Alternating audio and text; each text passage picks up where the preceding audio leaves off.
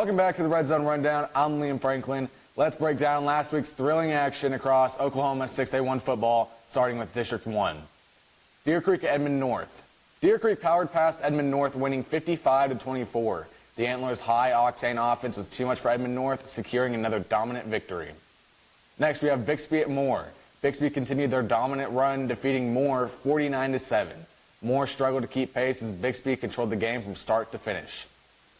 Next, we have Norman at Jinx. Jinx proved too strong for Norman, coming away with a 31-12 win. Norman fought hard, but Jinx pulled away with a solid second-half performance. Mustang at Enid. Mustang pulled off a dramatic comeback on homecoming night, defeating Enid 33-32. Down by 9 points late in the game, Mustang mounted an incredible rally and sealed the win with a last-second field goal.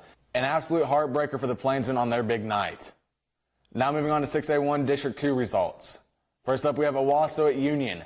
Owasso stunned Union with a commanding 48-14 victory. The Rams dominated from the opening whistle, showcasing their strength on both sides of the ball, leaving Union with no time to recover. Next up, we have Edmond Santa Fe at Edmond Memorial. Edmond Memorial cruised to a 35-7 win over Edmond Santa Fe, taking the Edlum City Championship. Memorial's defense locked down Santa Fe's offense, securing a comfortable win. Next up, we have Norman North at Westmore. Westmore marked their first ever game at their brand new stadium with a thrilling 27-24 victory over Norman North. It was a tight contest, but Westmore held on for the win in front of their home crowd. Broken Arrow earned a 42-28 win over UConn in a hard-fought contest. Broken Arrow's offense found its rhythm in the second half to pull away for the win. Looking ahead to this week's games, in 6A1, Moore travels to Deer Creek, Edmond North heads to Bixby, and Jinx will face Mustang in what promises to be a huge showdown. In 6A1 District 2, Westmore is on the road at Owasso, Edmond Memorial takes on UConn, Broken Arrow faces Edmond Santa Fe, and Union squares off against Norman North. And now on to tonight's matchup. The Enid Plainsmen hit the road for the first time since their tough loss to the Deer Creek Antlers. They're heading to Norman to take on the Tigers in what should be a hard-fought battle. That wraps up this week's Red Zone Rundown. Next up, it's the 2-3 Enid Plainsmen versus the 4-1 Norman High Tigers. We're singing over to Harv Collins Stadium now. I'm Liam Franklin, and we'll see you next week. Go Big Blue!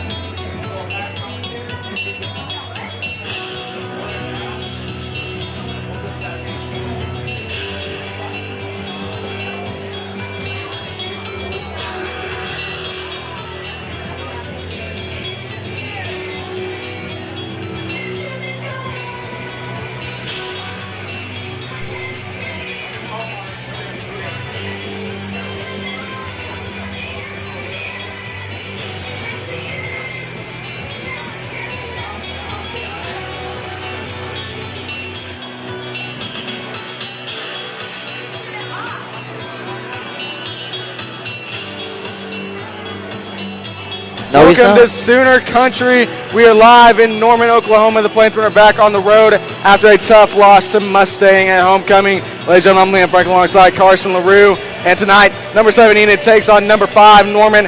Ladies and gentlemen, you can't tell we're dealing with a little bit of a wasp problem over here, so just pardon this a little bit. But Carson, let's talk about last Friday against Mustang. Plainsmen came out firing on all cylinders. Unfortunately, they were not able to capitalize during the second half, and they gave up the game 33-32. Yeah. And so tell us a little bit more about that. Yeah, Liam, it was a close game. Enid was leading by at least 12 going into halftime. Yeah. You know, Zaire Allen had a touchdown catch.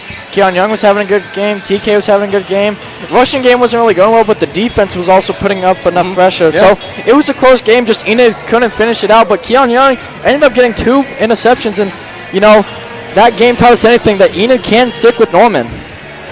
Yeah, definitely. I mean, we played well against Stillwater, played well against Norman, or not Norman yet.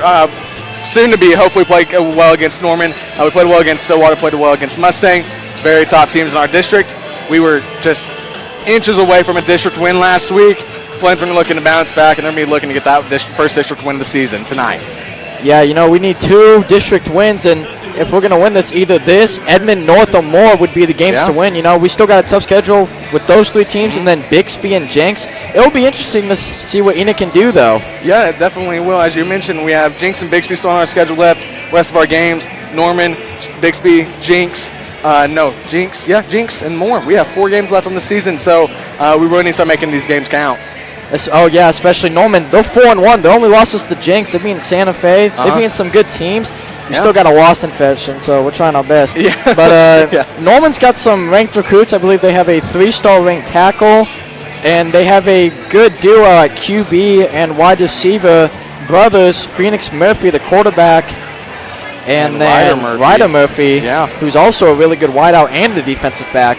But I feel like this game is going to be a defensive battle. You know, Enid, they do have a really good defense. You know, sometimes the pressure's not there, but at the very end of the game, either they just get tired or they can't finish. But I believe this game, Coach Connor's going to want to change that. And you have Stillwater at home, you blew the halftime lead. You have Mustang at home, you blow the halftime lead. So you have to evaluate the game plan and figure out your options here, because you can't keep going into halftime with these leads and just blowing them right afterwards. And I definitely think during practice this week they fixed that. Oh, yeah, you know, there's a saying, 3rd time's the charm, so maybe on the 3rd time, Enid's going to be able to finally get it. You know, last week, the special teams unit did good. Kevin Vega, he had a 33-yarder, I believe, a career high for him. However, though, 2 extra points were blocked, which would have resulted in actually an Enid win. And there was also some clock time that was wrong, apparently. Yeah, we talked a little bit about that, but, you know, that's in the past. Plainsmen have to move on. Nothing they can really do about it. So Norman probably needs to be watching for this Enid offense and defense, because they are on a mission. Well, you know, since Blake Fuchs is out for the year, Lucas Carmona's going to have to take over. You know, last week, didn't have an amazing game, but when he got the ball, he did the best he could. You know, Enid's O-line pass blocking is one of the best in 6A, I believe, especially, you know, since Enid's question was the O-line. You know, they lost, I believe, everybody besides one guy. Yeah, they lost a ton of people. So the O-line recovering pretty well here. And they just have a few issues they need to fix up. And one thing is going to be the penalties. That's been kind of a problem since the beginning of this season. It was really bad at the start of the season. Slowed down a little bit since then. But it still rears its ugly head every once in a while. And it comes at the most costly times. Yeah, you know, it's going to be, I believe it's going to be a really close game. Heading into half, though, I think Norman will be a little bit over high, but I think Enid will finally be that good second half team. We are a first half team, but last week we saw the 3rd quarter. We didn't, I think we only allowed a single touchdown, and we had 2 pick-6 by Keon, but we also didn't score a touchdown in the 3rd or 4th quarter, I believe. Well, yeah, except for those pick-6s, I don't believe we had an offensive score, because we had the we had the field goal made by Kevin Vega that put us up by about 9 at that point. And then before we knew it, Mustang was back with us, and then they were able to get the field goal down the field after Mustang's defense got to Aiden Robinson a little bit. Aiden Robinson took the knee back, and it became 3rd down and 18. they could not recover from that, so they get the ball back to Mustang, and Mustang was able to drill about a 30-yarder field goal for the lead and ultimately for the win. Yeah, it was a heartbreaking loss, but I feel like Enid's going to want to come back tonight with the win in Norman. And speaking of which, the team captains are out for the coin toss. For Enid is Tyson Kennedy, Zaire Allen, Drayden Russell, I believe, and Aiden Robinson. Then for Norman, you got number 5, Jackson Ford, the defensive back. I believe number 44, Beth Boyd.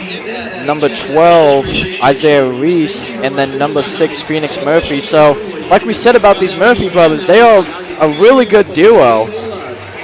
So once again, for about the third, fourth week in a row, the Plainsmen will be receiving first and Norman to first the second half. So we're going to see some Plainsmen offense on the field for their first away game since Deer Creek. Yeah, and I wasn't at Deer Creek. I saw what happened there. But if we can keep up with a team like Mustang and Stillwater, who are top-notch. I want to say Mustang's top-notch, but they are still a good team, though. They only have one loss of the season, which is to a very good Moore team this year. Yeah, I mean, Moore is looking strong this year. So Enid did beat them last year, but they can't count on them beating them again this year because of how tough they are. Got a lot of transfers from Westmore and Southmore. And, so you got to watch your games carefully because you also have Edmond North, which is kind of a sneaky team. Not necessarily the greatest record out there. And our Enid Plainsmen taking the field. Well, what you were saying about record-wise, in high school and college, though, an 0-10 team could beat the number 1 team. We saw that. We saw that with Vanderbilt beating Bama. Yeah, I mean, who would have thought that? Vanderbilt, Bama. I mean, that's huge. An amazing game. But like I was saying, records don't really matter because each team they do matter, but each team's gonna come and fight, especially for the last game of the year. And last year, even though Enid was 2-8 at that time, they still ended up beating a good Moore team. Yeah, and kind of shocked them a little bit. They started to make a late comeback. Ultimately not able to. So that final score was 49-42 last year. That was a great game to watch. The one game we weren't able to make was one of Enid's best games of the season. So Plainsmen looking solid here tonight. They're going to need to get this win and get back in the win column. They've lost 3 straight, and that's going to damage their morale if they can't get another one on the board.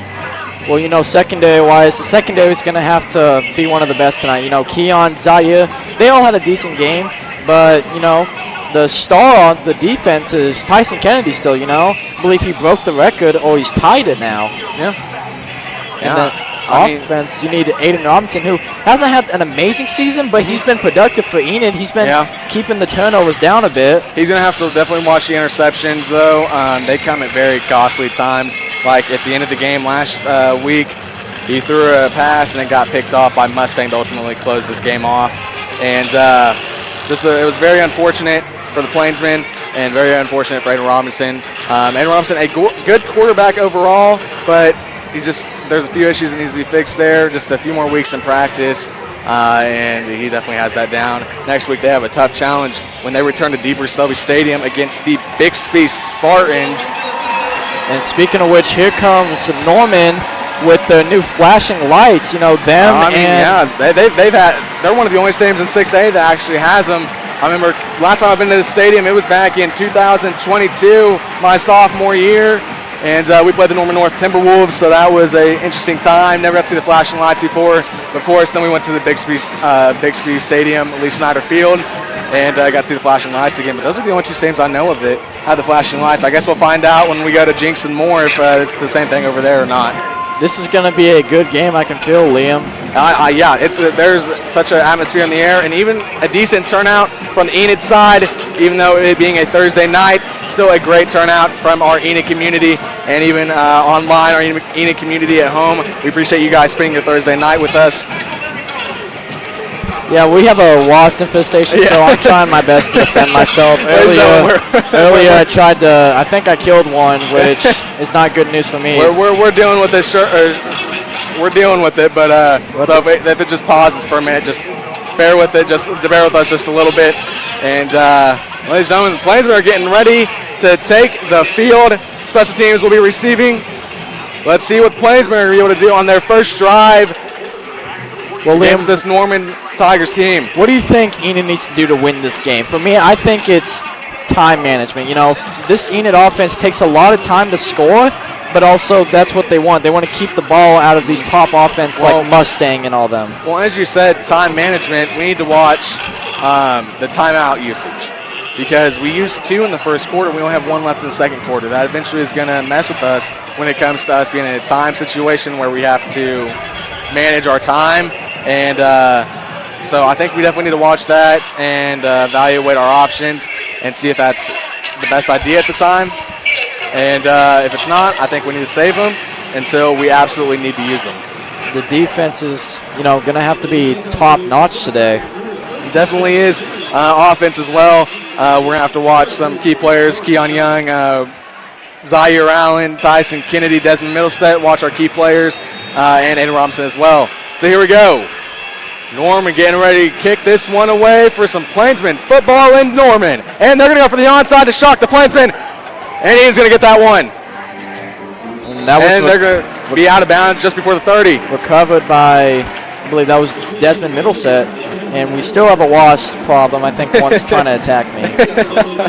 So, excuse me, Norman's kicker, Henry Moore, I believe he's actually one of the best in 6A football. Yeah, and speaking of Norman players, best in 6A, you have Phoenix Murphy, the quarterback. He leads 6A in passing yards. Appreciate Landon Collins for that information. As he does the stuff for Norman now. I don't think he's here this week, unfortunately. The 1 week we come to Norman, he isn't here, so real tough. But here we go, first down and 10 from the Enid 28.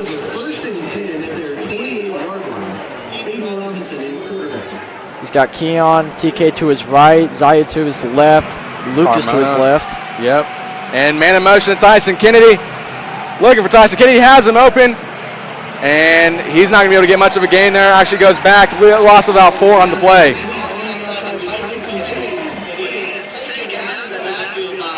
Sometimes Enid's going to have to change up this offense. It's mostly screens and play actions. Not saying it doesn't work, but, these teams watch films. They're going to know what you do.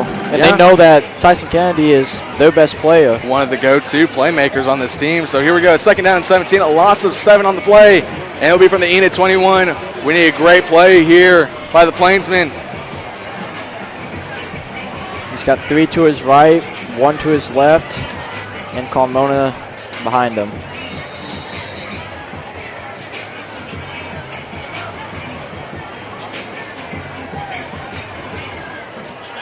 And so it looks like a substitution. Yep. Number 96, Jaron Webb's going to come in, and out comes 79, Eli Joseph. Might have a little problem with his left arm. So here we go, second down and 17 from the Enid 21. And here we go, Robinson steps back. Rolls out right, under pressure, Tyson Kennedy has him, and Tyson Kennedy slips. That'll be third down.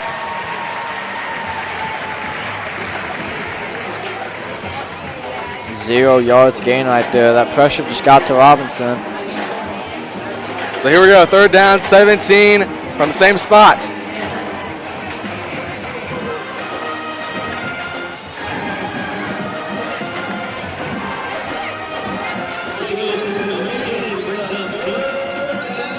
Minute and a half already burned off the clock.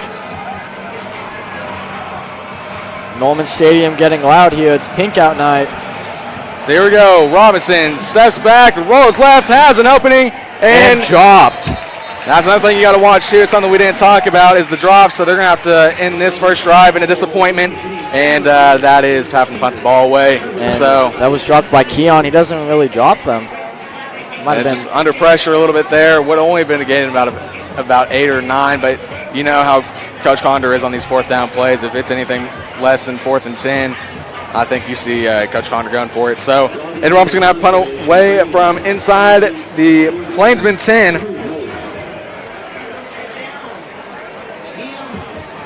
Cannot mess this one up. Almost blocked by Norman.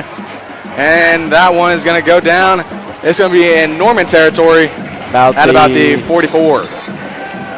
So a decent little punt. Almost got hit, so thankfully he didn't. Yeah, that would have been scooped up by Norman. So let's see what Norman's going to be able to do here on offense, their first drive of the night. So 10-12 on the clock. It'll be 1st and 10 from the Norman 44.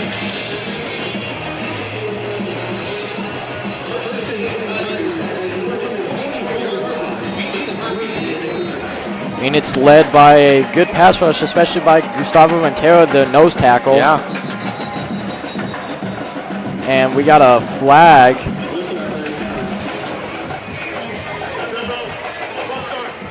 And it's going to be on the offense. Norman draws the first penalty of the night. It's going to push them back 5 yards for 1st and 15 from the 39.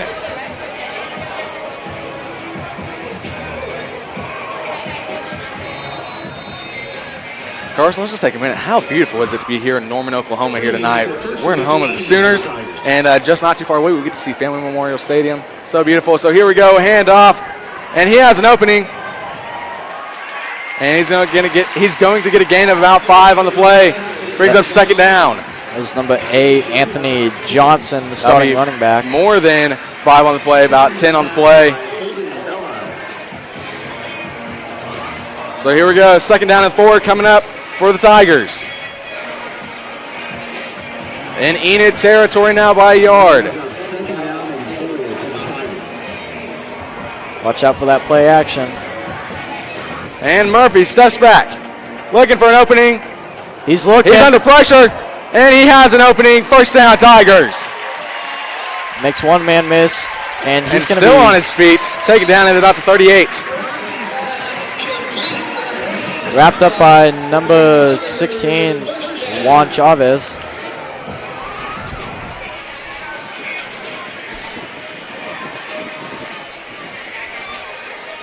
So here we go, 1st down and 10 from the Enid 38.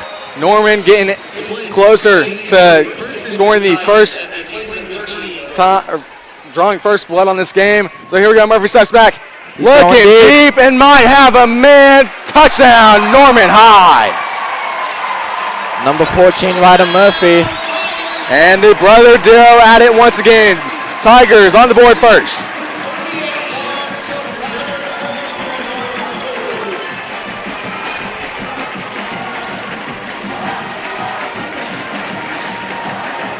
And Norman scores first on their pink out night. Enid's going to need to respond quick. Out comes the kicker, number 25, Ian McKee now, to make this a 7-point game. That one is up, and it's true. Norman takes the 7-point lead over the Plainsmen, and here we go to get to see some more Plainsmen offense on the field.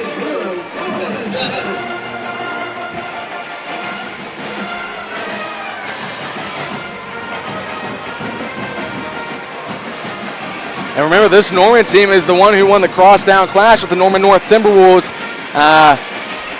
Norman North, a very great team as well, so Norman's definitely a team not to sleep on.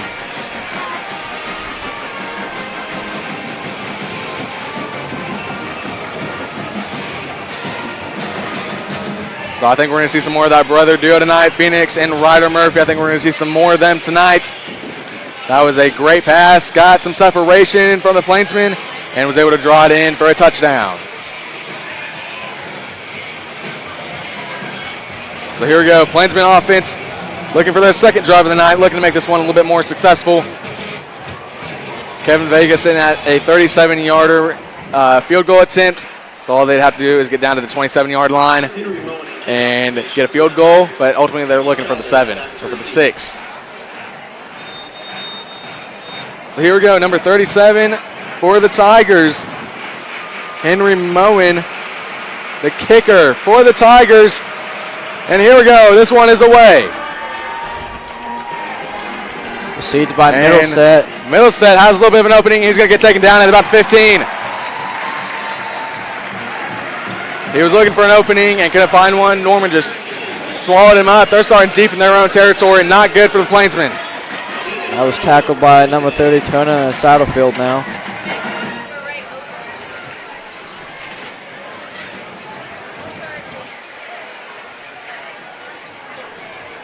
So here we go, 1st down and 10 from the Enid 15. Enid looking to make this drive a little bit more successful than the last one. Maybe look for Carmona. So here we go, two to the right, one to the left. And Tyson Kennedy in motion. Almost dropped it there, under pressure, fumble And on the it's a play. fumble. Touchdown, Norman High.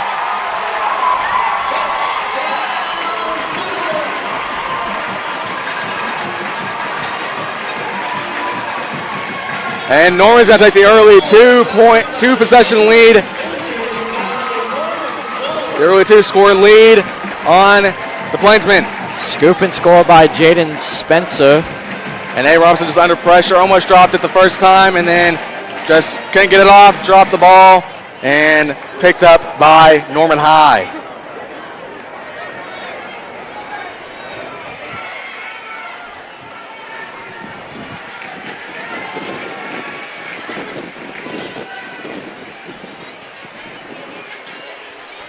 So it looks like Henry Moran's going to kick this instead of McKee now. So the Plainsmen are going to be looking to their next offensive drive. They need to make something happen. They can't let Norman High go up by 3 scores. So here we go. Take this one away is number 37, Henry Moen. That nearly blocked. That one's good. Norman High takes the 14-point lead on Erie and the Plainsmen.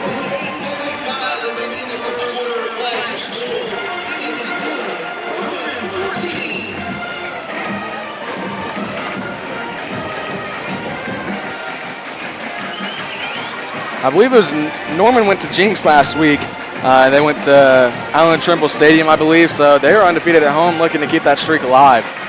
Yeah, they lost that game against Jinx 31-12, but Jinx is a good team still. Yeah. Oh, they've always been a good team. This year it's been Owasso. Owasso's looking deadly this year.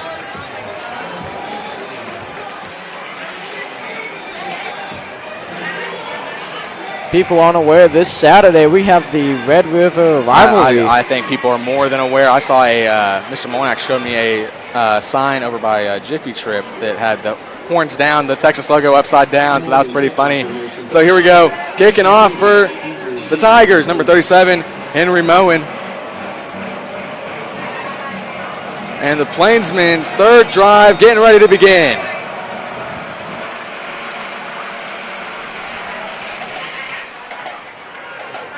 And back to Middlestad once again. Need to get farther than the 15. And not going to get much farther. He's going to start about the 17 or the 18.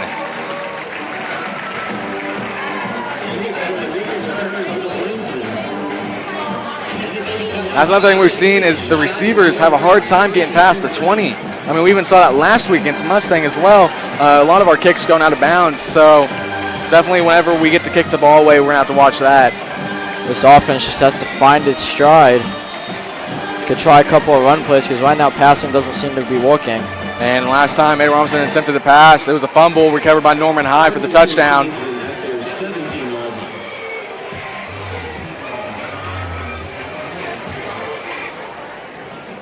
So here we go, 1st and 10 from the Enid 17.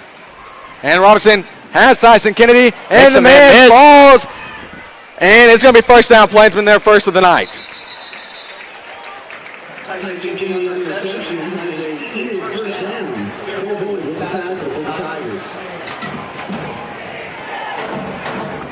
Harv Collins Field getting loud. So 1st down and 10 from the Enid 29. Their first down of the night just came off that pass reception by Tyson Kennedy.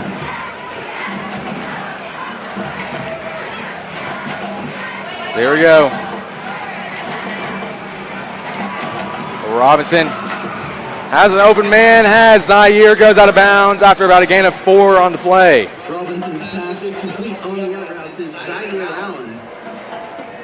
Brings up 2nd down for the Plainsmen. Gain of 4 on the play, so 2nd and 6. The completion goes for a gain of 4. Brings up 2nd down and 6 for the Plainsmen.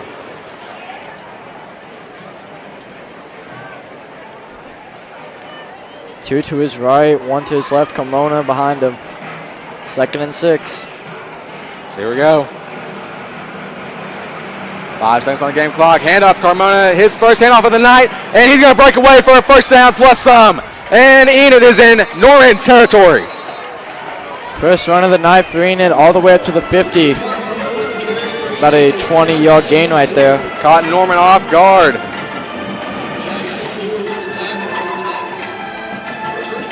So here we go, first down and 10 from the 50-yard line.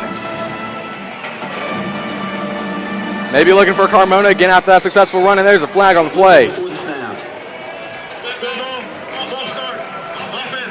And that's going to be Enid's first penalty of the night.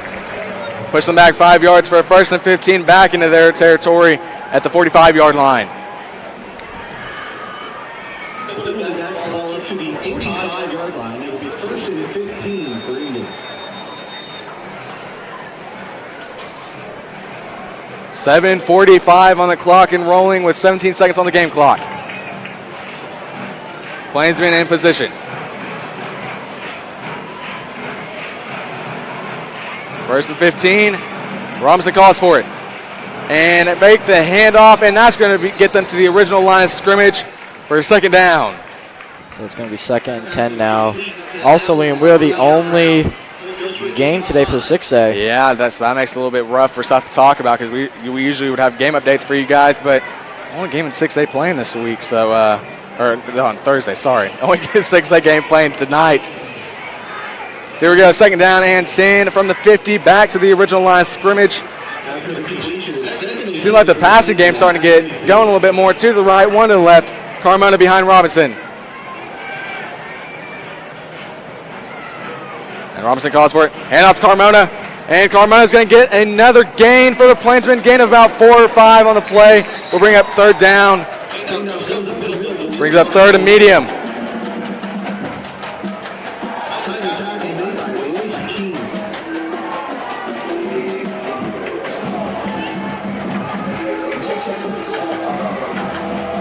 And this will sound like NCAA right now. So third down and 6 from the Norman 46. Let's see if the Plainsmen can get another first down here and get themselves closer to punching in 6. Looks like 19 seconds on the game clock. Need to be careful. You don't want to use a timeout this early in the game. 10 seconds left. And it looks like they're calling for a clock issue. And the game clock just reset to 33 seconds.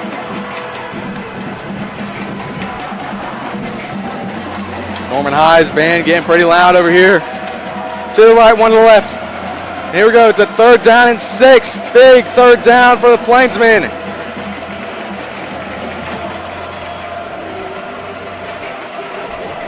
And here we go. Robinson steps back, rolls out right, under pressure. Has got him. And he's going to be short of the first down flag on the play. That was caught by Lane Slater.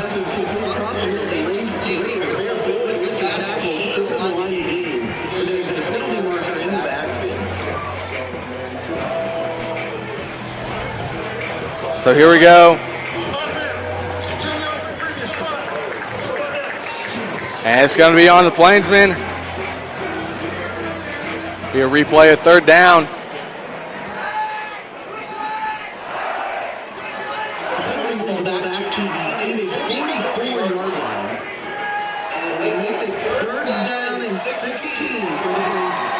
So a loss of 10 on the penalty. Third down and 15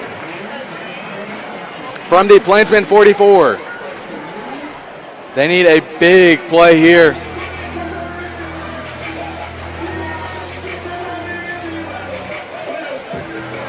Eight seconds on the game clock. They got to hurry. Looks like Enid's going to use the timeout. So they're going to use their first timeout of the night with 5:30 left in this first quarter. So Carson, not a very productive first quarter for the Plainsmen so far. Tell us a bit about what you've seen. Well, you know, those first 2 drives, looks like we were mostly just depending on TK, but now that we're running the ball more with Carmona, it's helping us out, but the defense is going to have to do something as well. Yeah, definitely, and we're going to have to see what the Plainsmen can do here on 3rd and 16.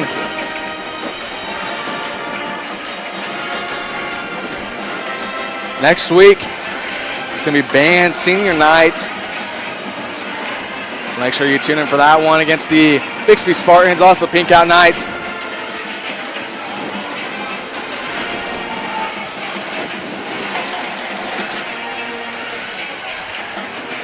I don't know how many seniors exactly band is going to be having out.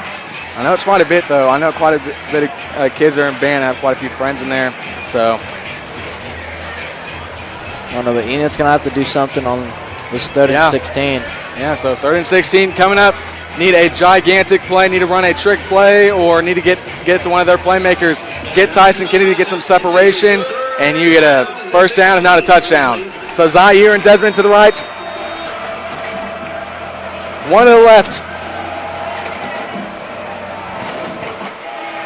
And Robinson fakes the handoff, and he might have an opening. And just overthrown. That'll be 4th down and 16 for the Plainsmen, and the ball is going to go back to Norman High.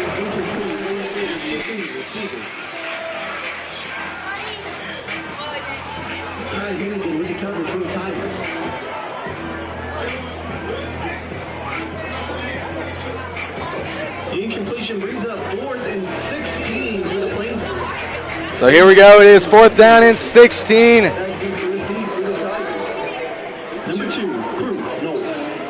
The Tigers getting looking to try and block that kick. Almost did. This one's going to go down deep in Tiger territory. Going out at about the 33. And our big blue band getting rowdy tonight. 5:20 on the clock.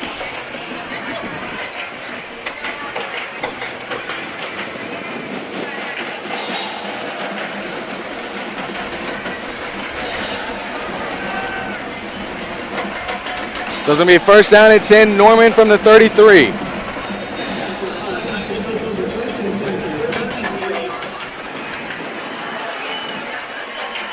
And here we go, Murphy steps back. Has an open man, And he drops it. A blessing for the Plainsmen because that one would have been 1st down plus some for the Tigers. So here we go, brings up 2nd down and 10 from the Tiger 33.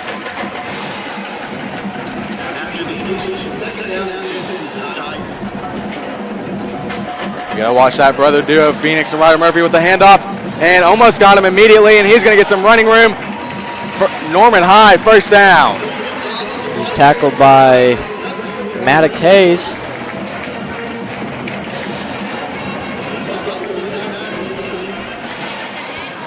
It just sounds like a band of warfare up here in Harv Collins Stadium. I mean, you have Enid playing on the other side, and you have Norman playing on this side.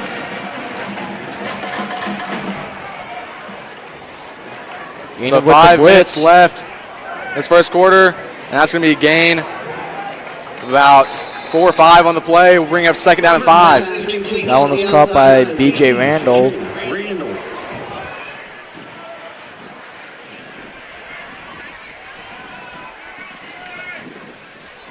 So here we go, 2nd down for the Tigers. Looking to go by 3 scores.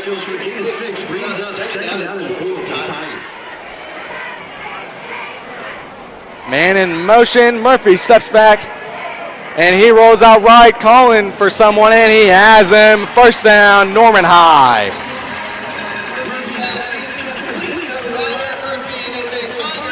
And it's the brother duo again, Phoenix and Ryder Murphy for the big 1st down.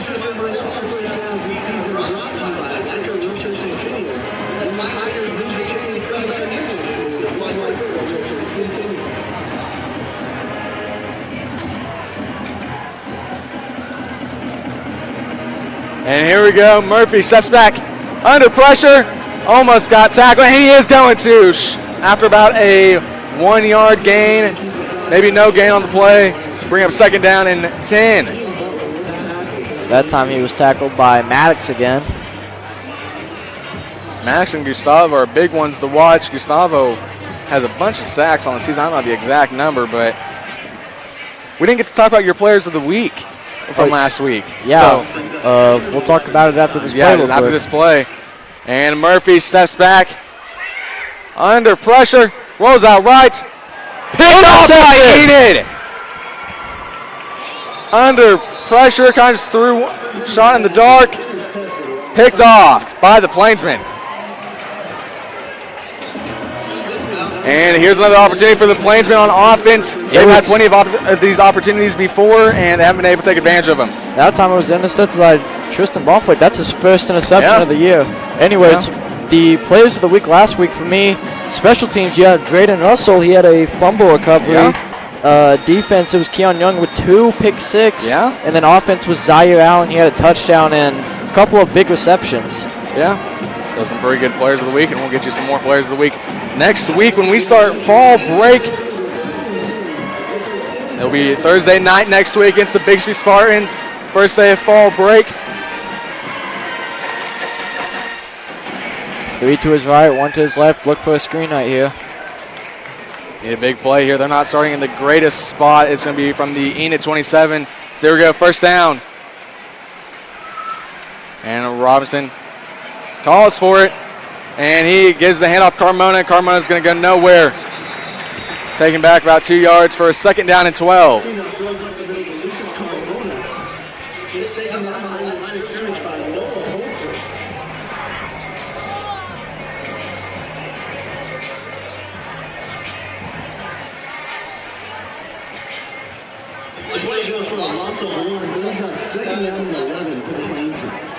Second down and 11 for the Plainsmen from their own 26.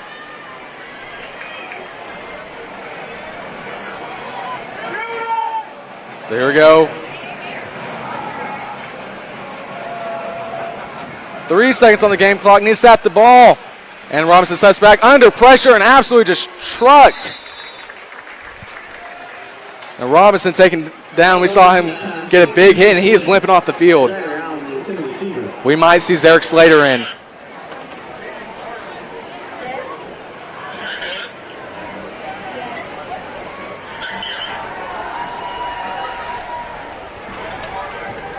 And it looks like they're going to keep Robinson on the field. It's going to be a third down and 11.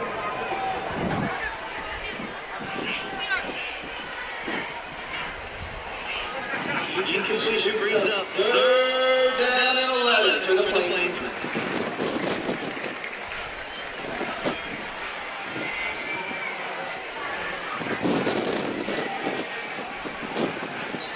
And that's going to be offsides on the Tigers.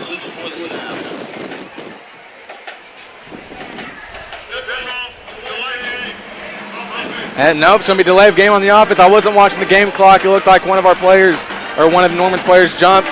So it's going to push them back even more. Loss of about 5. Bring up third down and 16 for the Plainsmen. Familiar number they've seen before.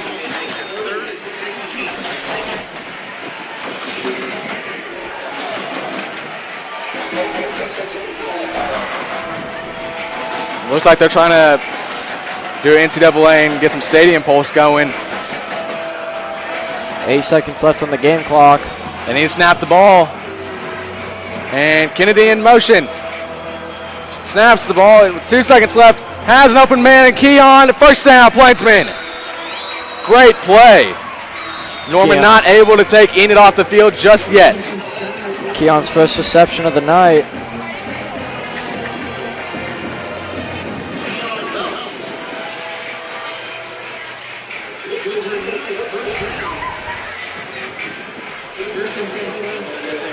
So here we go, first down and 10 for the Plainsmen from their own 41. Need another big play by Robinson and one of the receivers. Who knows, maybe we'll even see Carmona. And here we go, Robinson rolls left. And he has a man, and it's going to be a gain of about 6 or 7 on the play. Bring up Plainsmen, second down. Back to Keon again.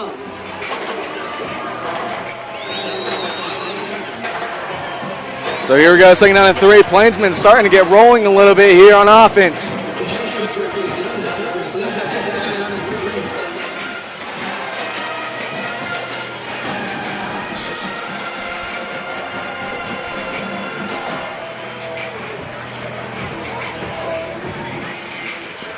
.92 seconds left in this first quarter. 3 seconds left on the clock. And handoff to Carmona. And Carmona is going to get about a gain of a yard. We'll bring up third down for the Plainsmen. 3rd and 3.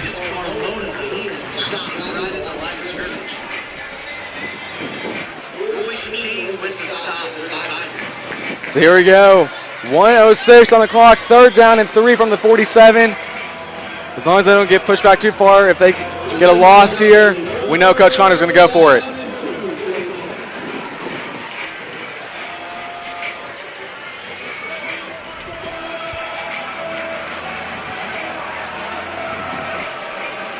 Norman's getting loud up in here. So 3rd down and 3, and they're going to take Carmona on this one. He's going to get pushed all the way back for a Plainsman 4th down.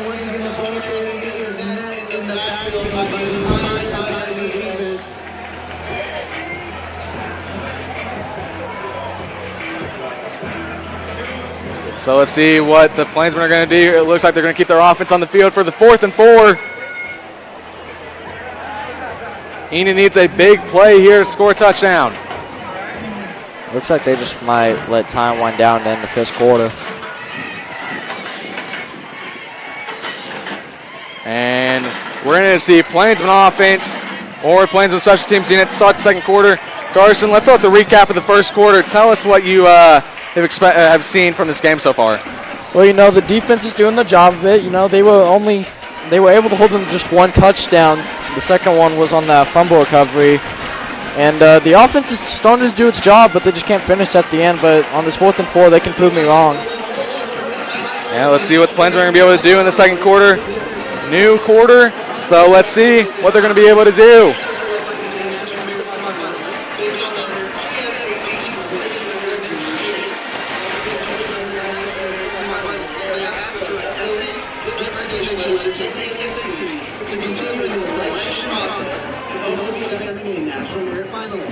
Oklahoma's almost 200 semifinalists this year, scoring in the top 0.5% on the PSAT. So Carson, something we haven't mentioned yet, our softball team is over in Yukon right now, not too far away, fighting for a state berth. They lost their 1st game, playing Yukon now to see who's going to make state out of that game. Let's see if we'll be able to give you an update here. That would be the first time they made state since 05, and they won it in 05. That's when Enid was 5A. So let's see what let's see if the Pacers are going to be able to pull that one off. That would be huge.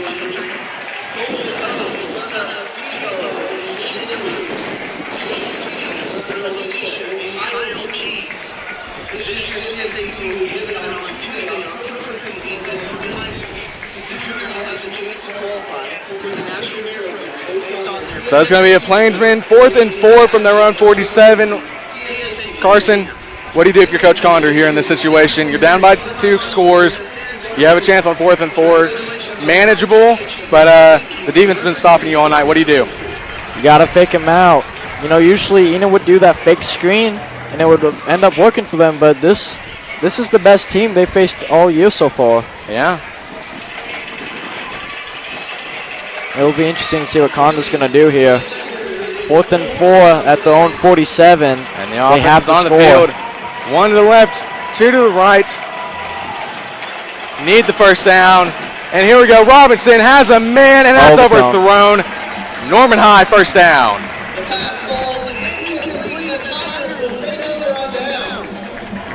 So here we go. It's a Norman High 1st down in Enid territory.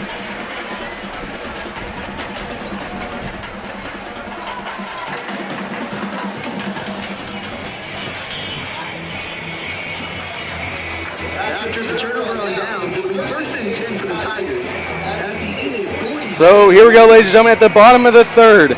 Enid is leading Yukon 6-3 with only 6 more innings left before they can determine a state berth. So here we go, Murphy with the handoff. And he's going to miss a few tackles, and he might have an opening if he can't get brought down. And he just keeps going to the 22. 1st down, Norman High. Also, shout out to Coach Jensen bringing back the softball program.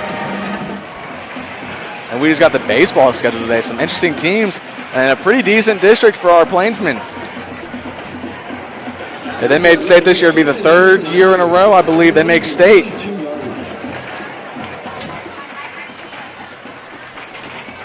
So here we go, Murphy steps back, rolls out right,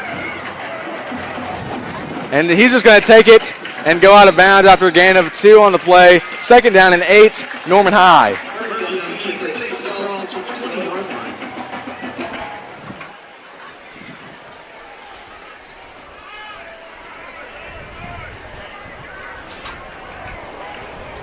Run goes for a gain of 4, brings up 2nd and 6 for the Tigers.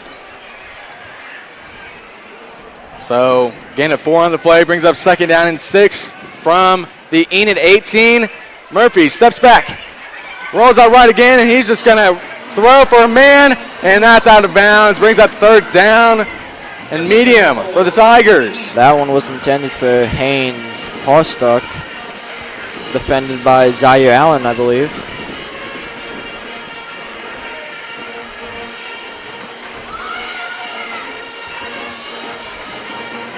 So 11:16 on the clock, not too much time ran off in this first half, or in this second quarter.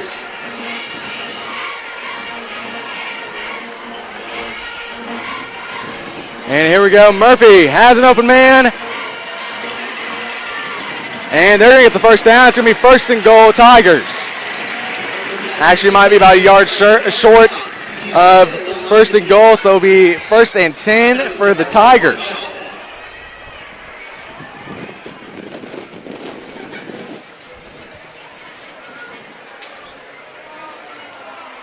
And actually, they're going to call it short, 4th down and 1 for the Tigers. The obvious choice is to go for it. Plainsman defense needs to pull a Red River rivalry goal line stand here. Not on the goal line, but it's 4th and 1 stand. That would be huge if they could do that. It'll be 4th and inches for the Tigers.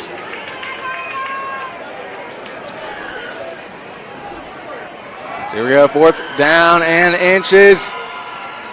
And they make them jump. Oh, excuse me. No, they didn't. And Timeout.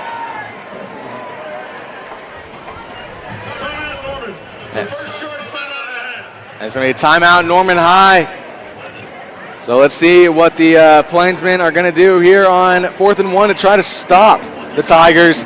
They need to try to get a almost goal line stand, but with 4th and 1, it'll be a 12-yard stand. So almost made Enid jump off sides right there, which they've struggled a bit this year so far. I think that was part of the goal there, and that's why I believe they called a timeout, because they were trying to get them to jump off sides.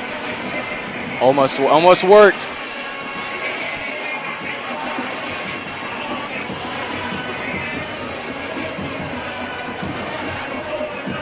So here we go, 4th down and 1 for the Tigers.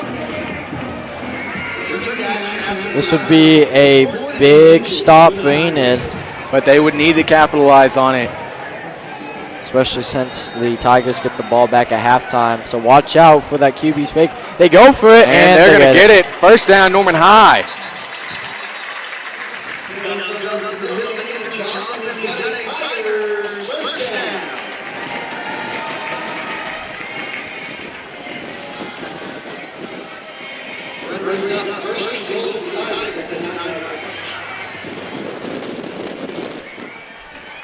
First down and goal, and And then the handoff now is going to go nowhere. So bring up second down and goal.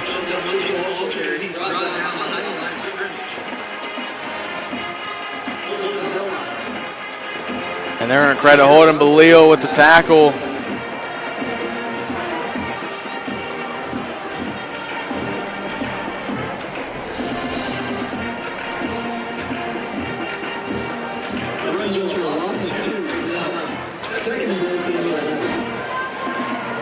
And here we go. Murphy rolls right, under pressure, has a man, touch, and it's going to be short, and it popped out at the end of the play. they call that incomplete. Oh, wow. So it's going to be an incomplete pass. Looks like he didn't take 3 full steps or didn't maintain control, so it's just going to be 3rd and goal at the 11. Even only allowing a field goal here would be major for Enid. And Enid would need to respond. It's absolutely critical at this point. They need to respond.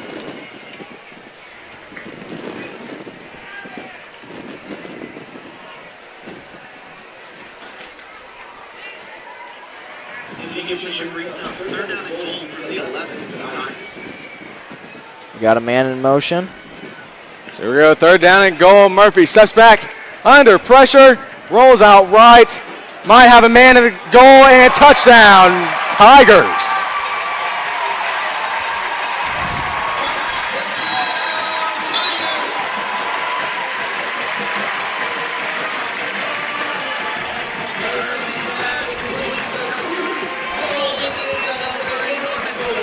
So Norman is going to take the 3-score lead pending the extra points.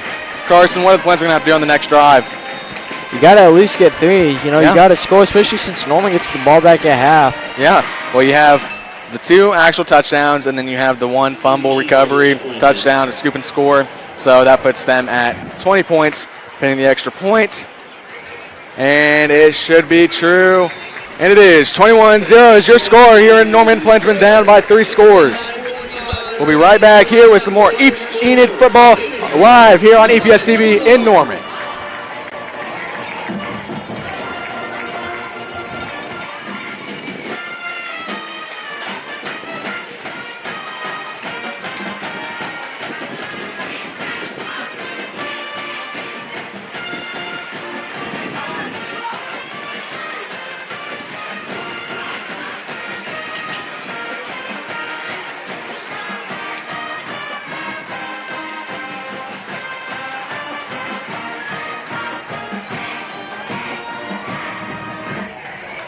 This week is the EHS Officials Appreciation Week. Thank you to our officials tonight and all officials for what you do. Without you, our student athletes would not get to experience playing the game they love and creating lifetime memories. Thank you. And here we go, Carson. Norman getting ready to kick this one away. Plainsman offense back on the field once again, or will be on the field once again.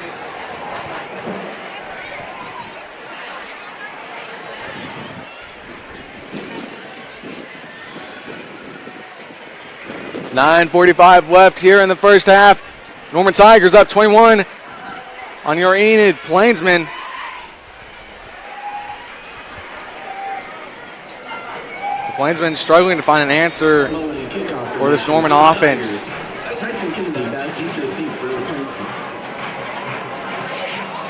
Zaire, Allen, Tyson Kennedy, Desmond Millsat in the back end. Looks like a squib kick there. And that's going to be deep in Plainsman territory. Since it went out of bounds, it's a flag, though, on Norman, so that should bring Enid up to the 30 or 35. We haven't seen an Enid kickoff yet. So here we go. Norman is going to take their defense on the field once again. The Enid offense looking to find a hole through this Norman defense.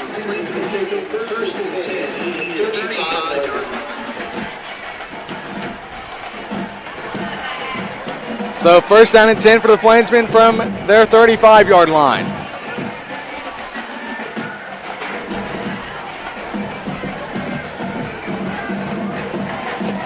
And Robinson fakes the handoff, has Zaire, and he drops it.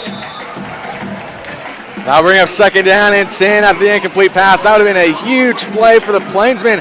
Would have been a big first down as well. Got them out of Enid territory, out of their own territory.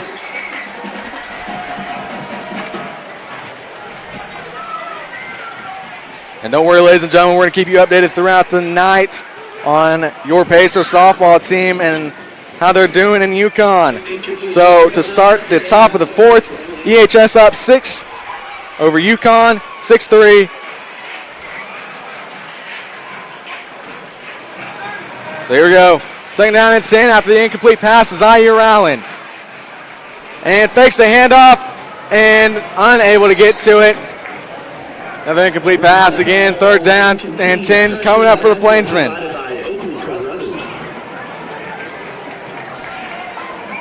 Just a tough night right now for Enid's offense and defense. I mean, the offense gets going for a minute and then they just slow down. Norman's defense, though, is very good. Yeah.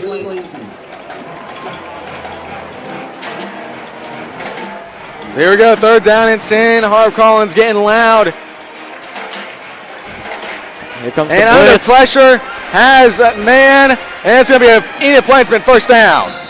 He had Lucas Carmona. We've seen Blake Fuchs do that play a few times, so that's going to be a Plainsman first down.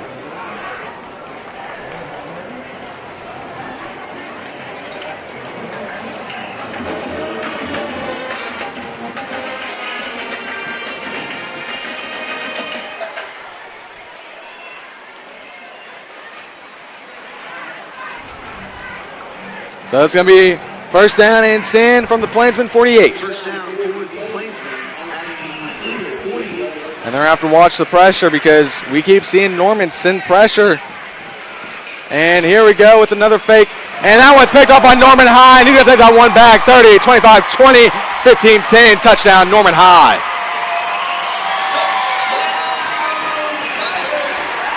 Pick 6 for number 5, Jackson Ford. Just a tough night for Enid, not able to get anything going here on it, offense or defense. So let's see how the Plainsmen are going to be able to respond after this.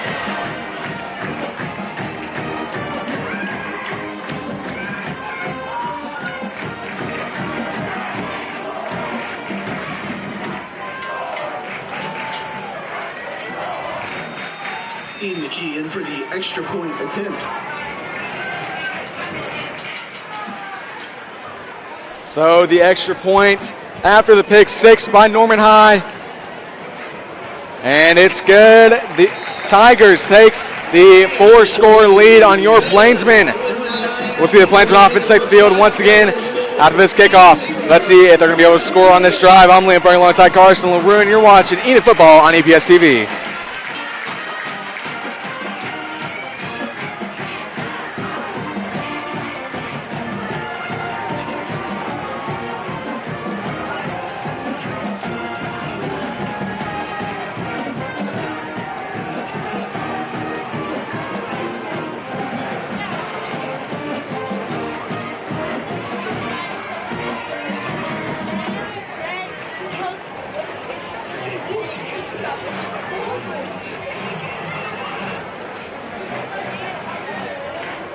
And Carson, unfortunately, this isn't the same Plainsman team we've seen against Stillwater. This isn't the same Plainsman team we've seen against Mustang.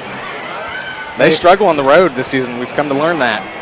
Oh, yeah, we 1-1 on the road, a win against Lawton, and then a tough loss against Deer Creek. Right now, it's looking 1-2, but you never know. A comeback could be possible. We might turn into a second half team tonight. Yeah, we're usually a great first half team. Yeah, so 9:19 on the clock. The Tigers up 28-0 on your Plainsmen. Getting ready to kick this one away for the Tigers is Henry Moen.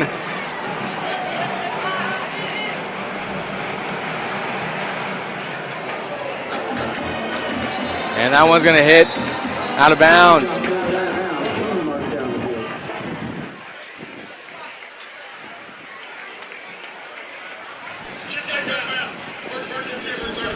So it's going to be first and 10 from the 35-yard line. Plainsmen need to make something happen here.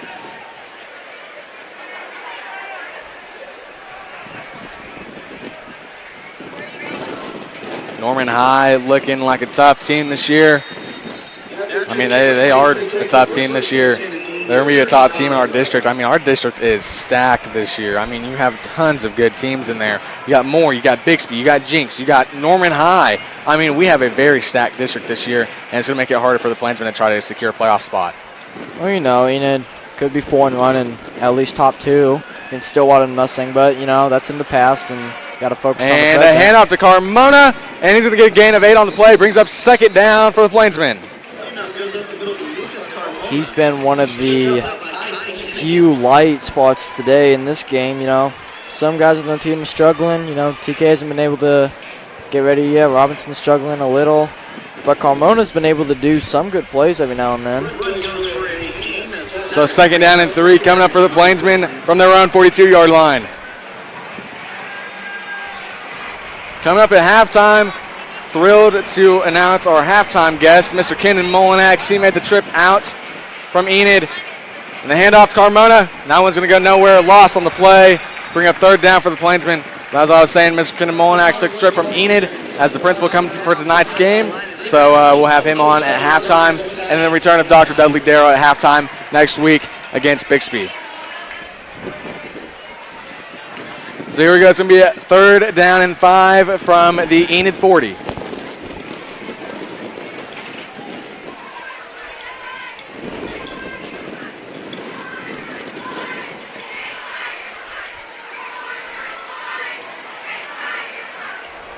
So at the top of the fifth, score still is your Pacers 6 and Yukon 3. And this one, a handoff to Carmona. That one going nowhere as well. Brings up 4th down and about 8. So that's going to be another Plainsmen punt.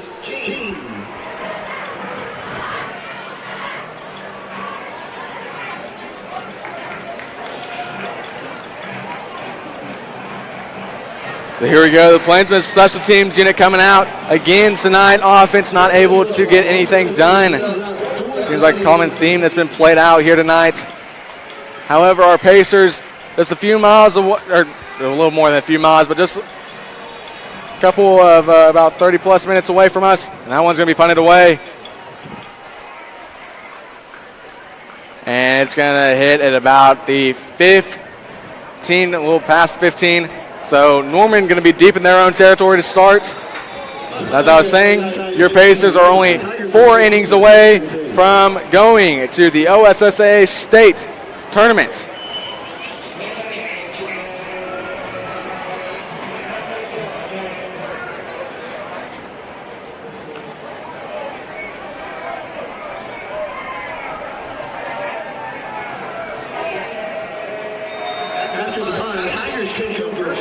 Oh, let's see what the defense can do here. Maybe get a pick 6. That would be huge. There he goes on the board. So here we go. Murphy steps back, has an open man. And they're going to get him out of bounds after a gain of 3 on the play.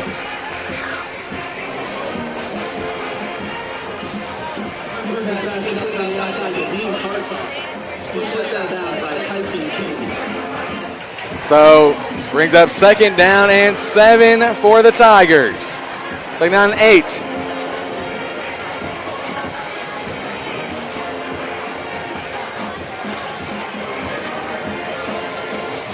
Almost got the Plainsmen to jump there. 12 seconds on the game clock.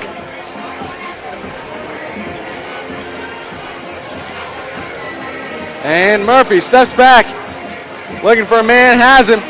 And that's a 1st down plus some. Big play by the Norman Tigers. Tackled by Tyson Kennedy.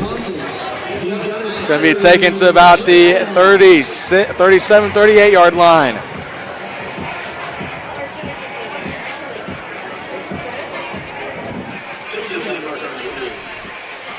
And looks like we got a penalty, and it's going to be holding on the offense, so that play is going to be taken back for a Norman 2nd down.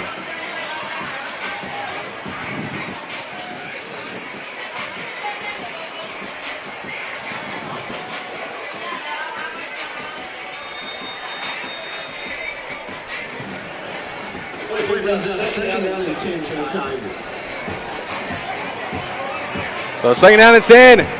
Under pressure, might be able to try to go for a safety if they can get him, and they might be able to. No. And it's going to be caught. 1st down, Norman High. That was a missed opportunity for the Plainsmen defense.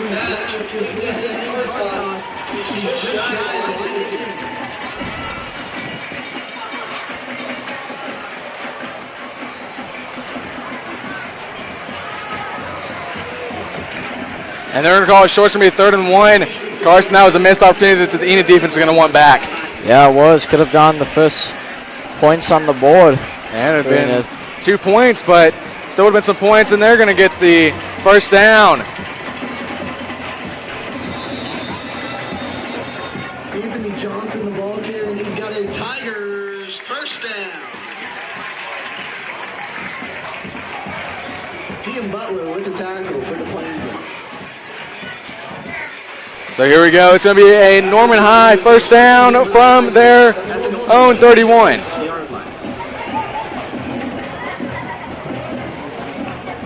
And Murphy steps back. And he has an open man. Has open room. 1st down, Norman High plus some. And they're going to be in Enid. And they're going to be in Enid territory.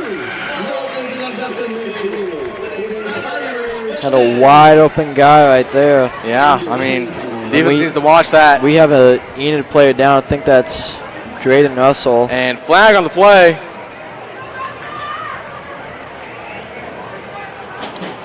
It's like Jarrett's going on to check on his brother.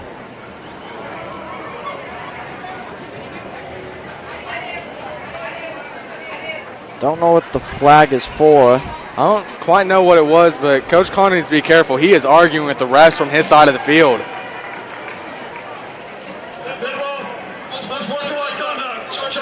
And it is going to be charged to Coach Cameron Condor. I believe one more of those, and he gets thrown out of the game. That would mean offense coordinator Rick Lejeune or defense coordinator Kareem Sears would take over. Yeah. Coach Connor needs to be careful. I mean, he gets mouthy with the refs sometimes during the games, but it finally caught up to him. Unsportsmanlike conduct call on the Plainsmen. So Norman's going to be even further.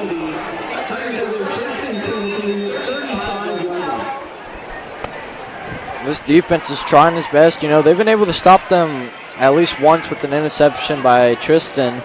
Other than that, though, looks like they've been tired. Yep, so here we go. It's a 1st and 10 for Norman High, and play's going to be blown dead.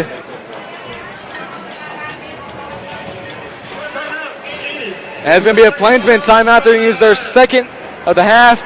So, ladies and gentlemen, Norman's still up 28-0, looking to score once again. So, Enid defense needs to talk this one over. So here we go, 5:17 left in the first half. Plainsmen need to try to get on the board. I'm Liam Frank alongside Carson LaRue, and this is Enid Football on EPS TV.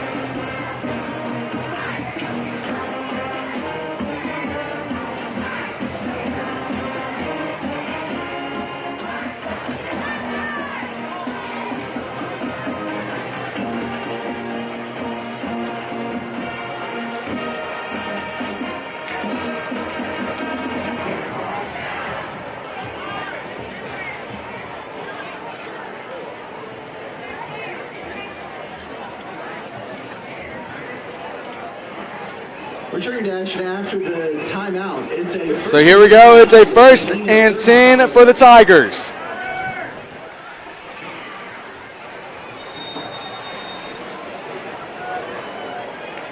First and 10. Murphy steps back, has a man. First down, Norman, and he's wide open. Touchdown, Norman High.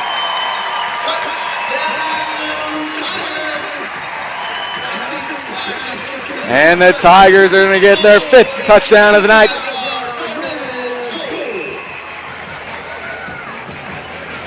Score is 34-0, pending the extra points.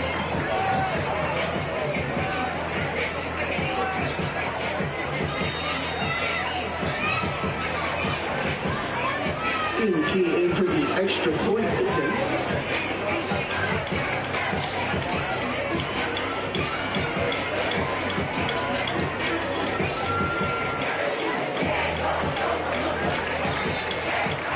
And the extra point is good. Norman High is up 35-0 on your Plainsmen. That last score was by number 2, Crew Knowles, the junior running back. It's just been a tough night for Enid. You know, every team, good or bad or mediocre, has a bad night. Yeah. And we had a great night against Mustang last week. Great night against Stillwater a few weeks ago. Great night against Lawton and Ponca a month ago. Just unfortunately, we're having a few issues capitalizing on some things, and there's a game plan we need to fix. And but another score update from in Yukon. Your Pacers still up 6-3 at the bottom of the 5th. We'll keep you updated on that score throughout the night. We should know the result by the end of this game, and we should be able to tell you if your Pacers are going to go to state or not. Speaking of which, cross country has conference championship on Tuesday. We're going to have a chance to be back-to-back conference champs, JV and varsity. Boys won it last year. Girls got second. It'll be the first time they won conference, if they do, which I believe they will, since 2017 before our current coach, Coach DeClerc, was hired. Yeah, huge shot cross country. Loading kickoff formation for the Tigers. Tyson Kennedy back deep to receive for the Plainsmen. So Tyson Kennedy, Zaire Round, and Desmond Middlestead in the back to receive for the Plainsmen. Plainsmen need to try to make something happen here before the end of the first half. Yeah, we still got 5 minutes. Yeah. They need to try to play keep away ball from the Tigers so the Tigers don't go up by 6 scores to end this first half.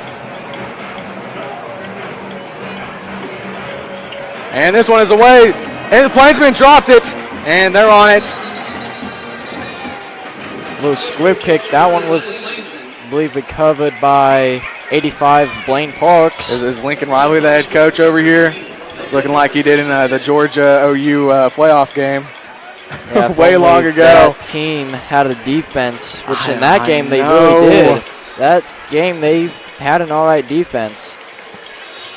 But, you know, I feel like OU is in capable hands of Coach Venables. The defense, one of the best in the countries. And then true freshman Michael Hawkins is taking over. He is amazing. I mean, what a player. So 1st and 10 for the Plainsmen. Hand off to Carmona. He's just going to get swallowed up for another loss. They might stay off the running game tonight. Yeah, you know, Hawkins coming in as a 4-star recruit out of Texas. He picked OU over TCU. And, you know, he was predicted to be a 3rd string behind Arnold, a former 5-star out of Denton-Guya, Texas. And then Casey Thompson, the redshirt senior, who had some time at Texas and then FAU and then transferred to OU to kind of be a mentor towards those two. You know, Arnold had an all right first game, but after that kind of struggled. And when Hawkins came in against Tennessee, showed that he can be great and then was the savior against Auburn. Oh, excuse me, I believe Kip Lewis was. Yeah, so here we go. Another handoff to Carmona. Carmona has some running room. He's going to get a gain.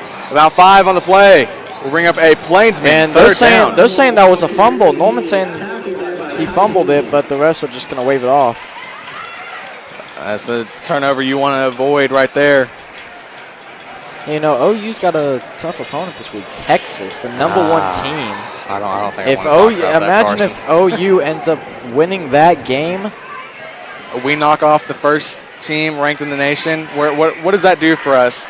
It put us in AP poll-wise. It put us in the top 15, especially since we have, if not the second hardest strength of schedule in the nation. It's tough. Florida has number 1. So here we go.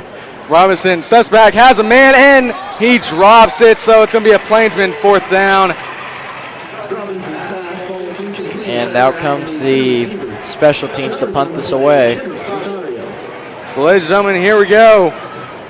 At the top of the 6th, EHS still up 6-3 over UConn. Only 3 innings away now from calling themselves regional champions from UConn, and they'll be going to state. We might be able to bring some of those broadcasts to your way. We don't quite know the specifics yet. Low snap. That one almost blocked. Good punt, though. And he's going to take it at about the 28.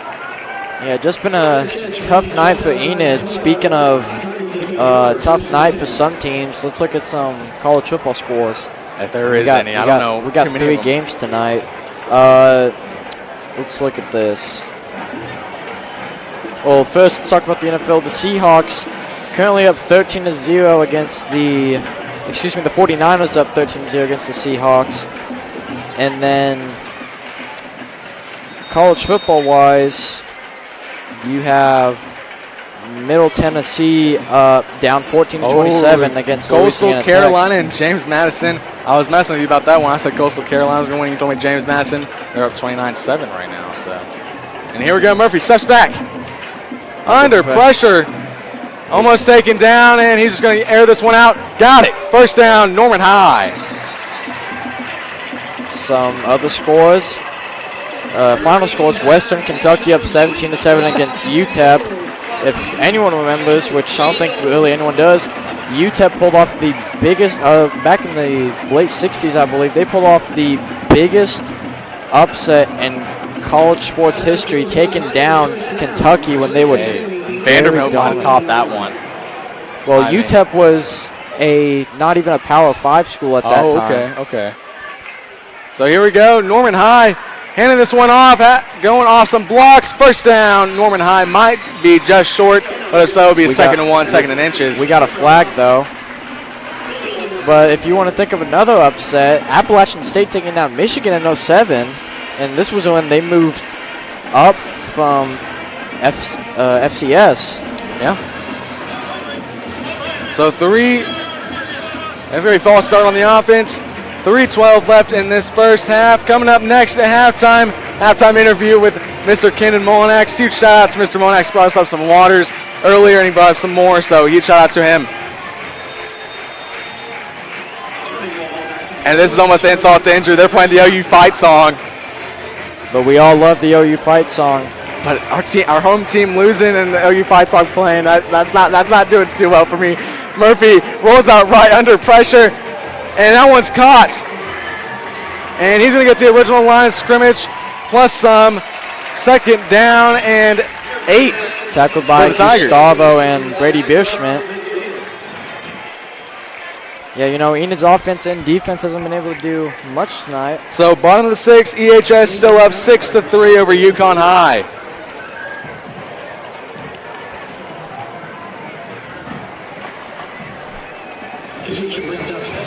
No, Liam, when was the last time that Enid won state in anything, actually? It's been a long time. So here we go. Murphy steps back, rolls out right. He's going and deep. That one, he might have a man. I think he was out. And yes, he was out.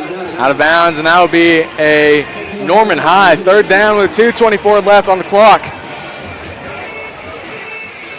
Speaking of OU fight song and all, we got word earlier that OU's top wideout Deion Burks is not going to play, which is a huge loss, especially since Jalil Farouk out until at least week 9, which would be like Missouri or LSU.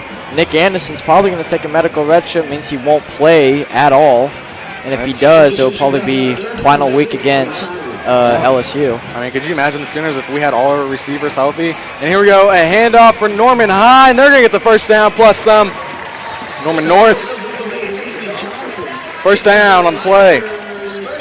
Good run for Norman North. Speaking of that, Liam, did you know the 11 starters on the OU offense last year, none of them are coming back. Either they transferred or they all graduated. Not a single one of that starting offense is coming back against Texas. Wow. Most of them were drafted, though. And Murphy steps back. And another wide open pass. First down, Norman plus some. Looking for a touchdown. Touchdown, Tigers. Just add more pressure onto that wound now. Just a tough as long as they're not playing the Boomer Sooner fight song, I think we're all good. We're not even in halftime and yet. It's 42-0. Wonder how our friend Landon would be feeling right now. I'm sure Landon's pretty happy. I'm sure it's mixed emotions. He calls the Norman High games now and a Enid Plainsmen at heart. So when how he's feeling about this one, I'm sure it's a mix of emotions. Well, you know, our band is still up and hyped. Yeah, a huge shout out to our band. Still getting rowdy. We're down by 6 scores now. I believe there's 7 innings in softball, right, Liam? There might be 7.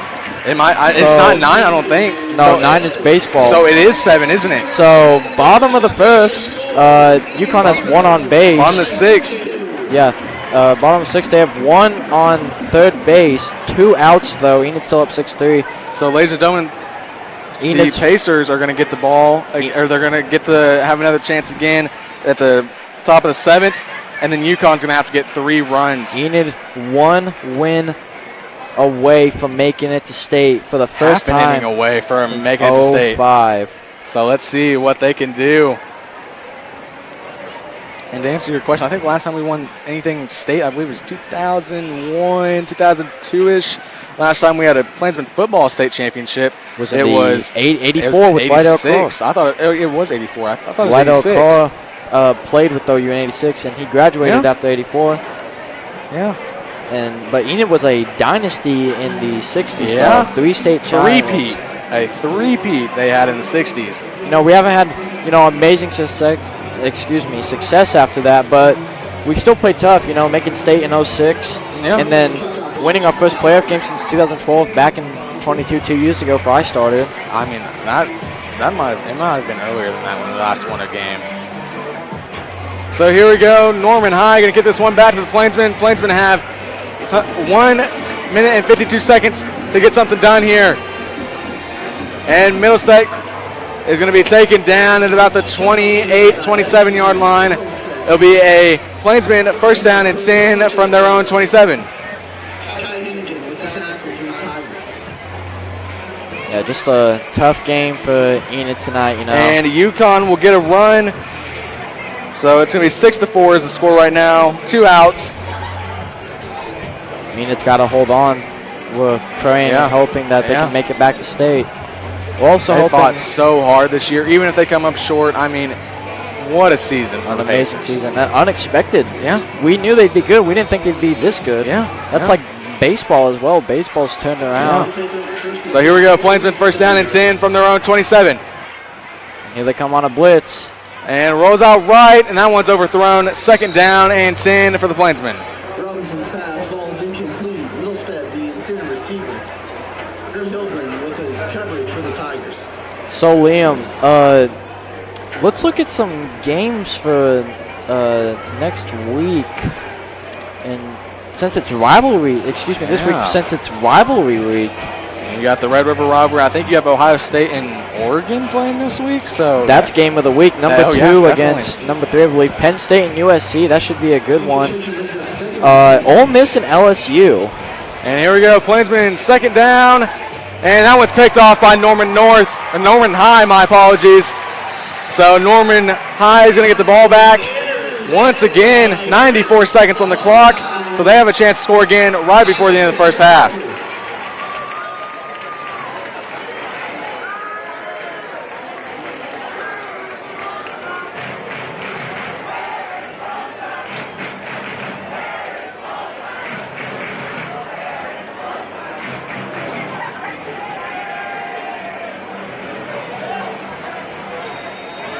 So here we go after the interception. It's a Norman Tigers 1st down and 10 from the Enid 29.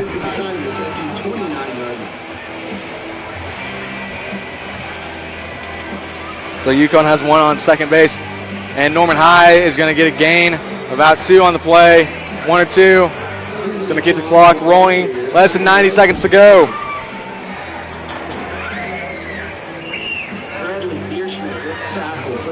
And they're going to credit Brady Bierschmidt with the tackle.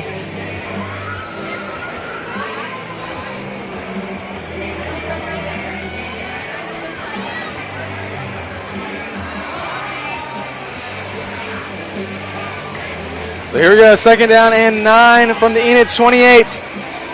And a handoff for Norman High. Once again, he's going to get taken down after about no gain on the play. That one was tackled by Juan Chavez, the fastest player on the football team.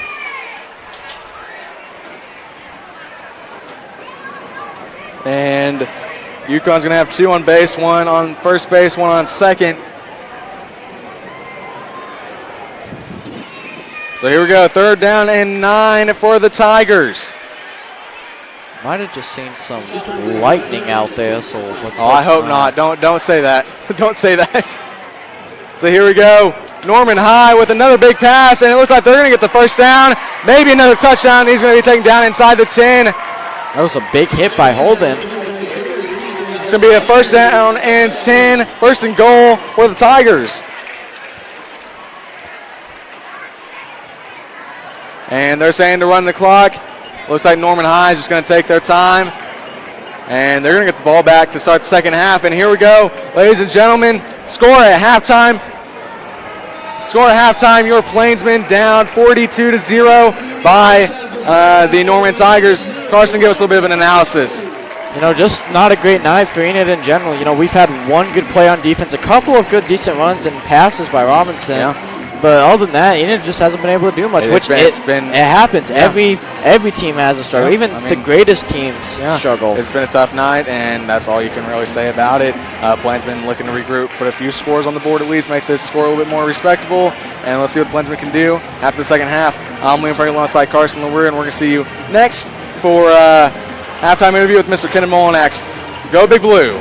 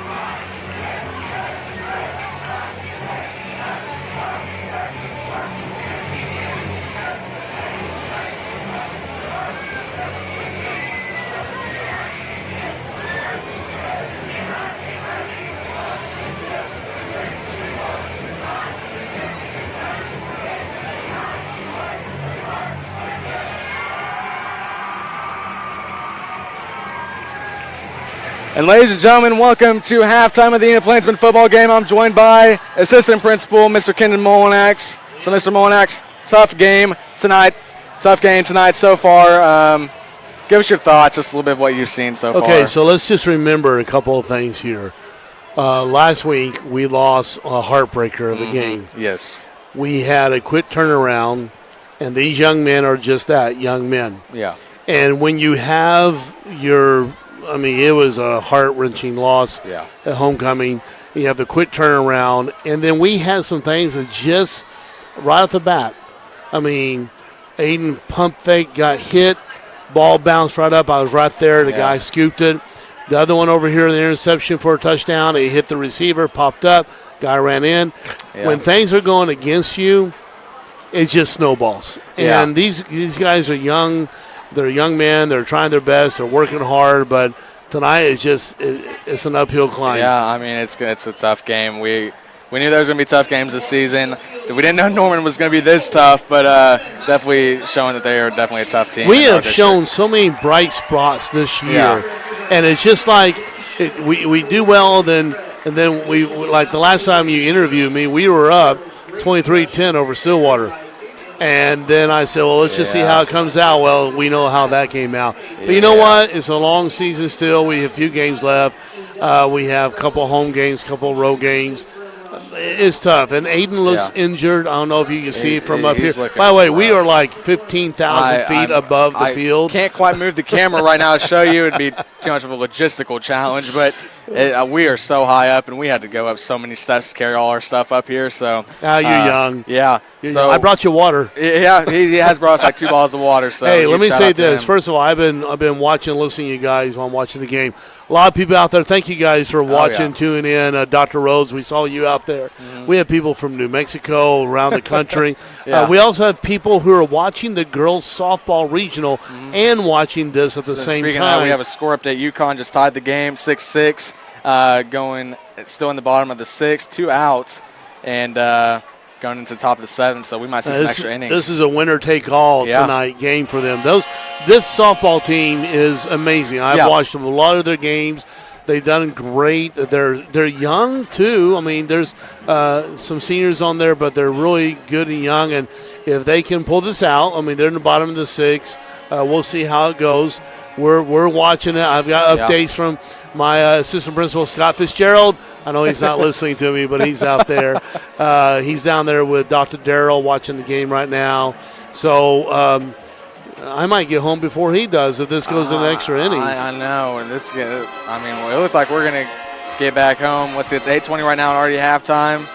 I think we might have an earlier night than we expected. Yeah, well, the good news is you're young. I keep saying that. You're young. Hey, speaking of young, you are into your last senior year, and you just had your last homecoming last week. Congratulations on making the blue court. I was really proud of you about that. I love how Enid High School does that now. It's great.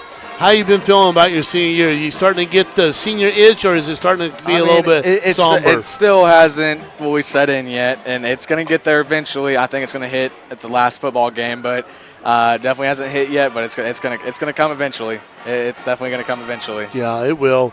So we got a special week going on this week with Spirit Week and everything. Yep. We're hoping with the softball as well. So let's talk about next week. Let me talk about the grown-up part. Yeah. We have parent-teachers conference on Monday and Tuesday, and the Monday night one, we have all of our teachers gathered in the cafeteria, and they get to have the parents come in, talk to them.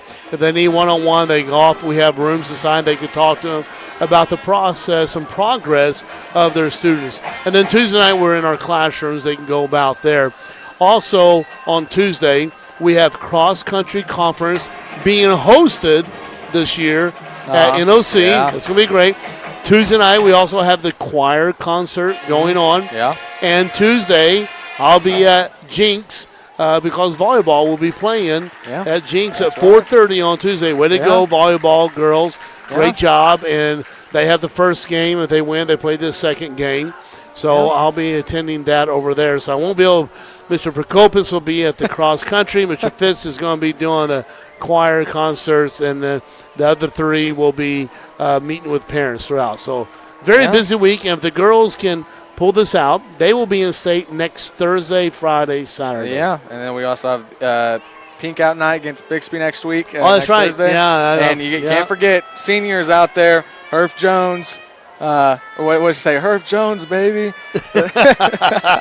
He was here this past week. Yeah, you know? so we got the orders coming up. They're going to be on campus Tuesday and Wednesday. Tuesday from 11 to 7 and Wednesday from 11 to 2. Great. So, and then we do have that home Thursday night game, Pink Out Night against Bixby.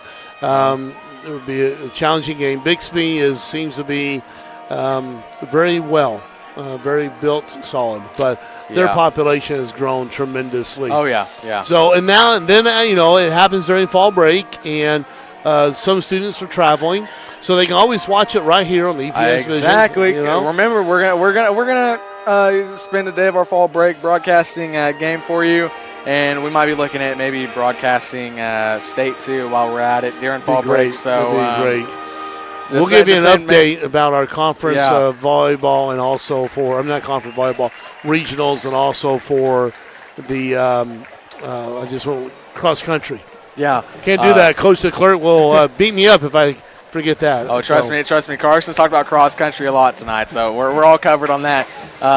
You saw me looking over the camera. I was looking at how much time we have left. I mean, there's a whole just barrier up above us where we can't see. So me and Carson have had to stand the whole time to watch this game and call it. Makes you feel better. I stood the whole first half too because driving back and forth at 2 hours and stuff. So I stood for a little bit, and we're looking pretty good. We're doing good. Yeah. All right. So going anywhere after you produced a game next week? No. I'm going to bed. Yeah, a lot of schools are out that week. My daughter, shout out to my daughter, who's a teacher at Mustang Elementary School. Mustang. Yeah. I know. We don't talk about that. Yeah. Anyway, they are off Wednesday, Thursday, Friday, and so then my granddaughters are off, and then of course my lovely bride, she's always off because she's retired. Love you, babe. She didn't come down with me tonight. But you should have rode with us. We would have got you out of work pretty early today. Yeah, you would have, but you would have made me carry all that stuff up and down the stairs. So it was good. It works out quite well for that. We left at about 12:45-ish and got to Norman about 2-ish, and we ate at the garage. That was pretty good. A lot of people don't understand. I know there's comments always out there, and there's always going to be arm-check quarterbacks, but they don't understand all the work that goes into this production. You guys have to leave early enough to get down here. You got to feed yourself. You guys set everything up. And when I arrived here a little bit after 5:15, 5:30, somewhere around there, I came up here. And you guys, crunch time. You guys were number one trying to figure out the sound. There were some problems, not with our equipment, but with some things going on. And you had a lot of visitors. Did you guys talk about your visitors that you had up here? Yeah. You got the Yellow Jackets flying everywhere. And you would think we're playing the Norman Yellow Jackets, not the Norman Tigers. Yeah. I mean, they caught it on air at the beginning of the game. Me and Carson were talking, and Wasp were just flying in front of the camera. And looks like in a regionals update, 2 outs, top of the 7th. UConn will be at bat next. So let's Sorry, see. folks. We are trying to keep you up to date live. Yeah. We are at the top of the 7th with 2 outs, and looks like Enid's up to bat right now with no runners on, so we'll see how things are going. We'll try to keep you up to date as well. We're hoping folks. to have a final update for you guys within the next 10 minutes. Don't quite know, though, because that's not how sports games go. So anyway, there's a lot of production that goes on here, and then you guys clear everything down, take a break, and get down, drive back home. There's a lot of production. I'm really proud of, this whole program. This whole program started off years ago, but now is gone where we're recording, where production, so people across the country watch it, grandparents, cousins, relatives, friends, alumni, they're out there too, and it's good, and sometimes you do your all's job, and we do the best you can with the production of this, and you guys are doing a great job. We truly are a pioneer in this sort of a thing here in Oklahoma, because a lot of schools have KREF. Right. And a lot of schools use that. But we've sort of started something where schools are starting to adapt more of a broadcast, student broadcast thing. can't mention a certain school. I don't want it to seem like I'm taking a shot at them. I'm not. But a certain school just recently adapted something after after kind of watching our stuff and learning off of that, and they sort of built their own thing. You know, one of the things, that's great and that's good, but here's something people have to fully understand. I'm looking at your director. Yeah. not Mr. Parker, but your director is a student. Yeah. I'm looking at camera people. They're students. You and Carson, students. Yeah. Student-led, student-ran, student-produced. This is what it's all about. That's why I love Enid High School. We give so many opportunities from NOC to archery to this to I went to Tango Flight, and let me tell you, that plane that their Tango Flight is building is amazing. It's complete. It's going to be completed by end of this year. The students there are so excited. They're about to get the mechanical part of the engine or thing. It'll be after fall break. They're going to start putting that in, which, by the way, if I can get Mr. Parker to give his permission, I'm going to bring Liam and the camera crew down the Tango Flight and interview those kids. I tell you, it's great. And then we have our flight simulators, our choir production.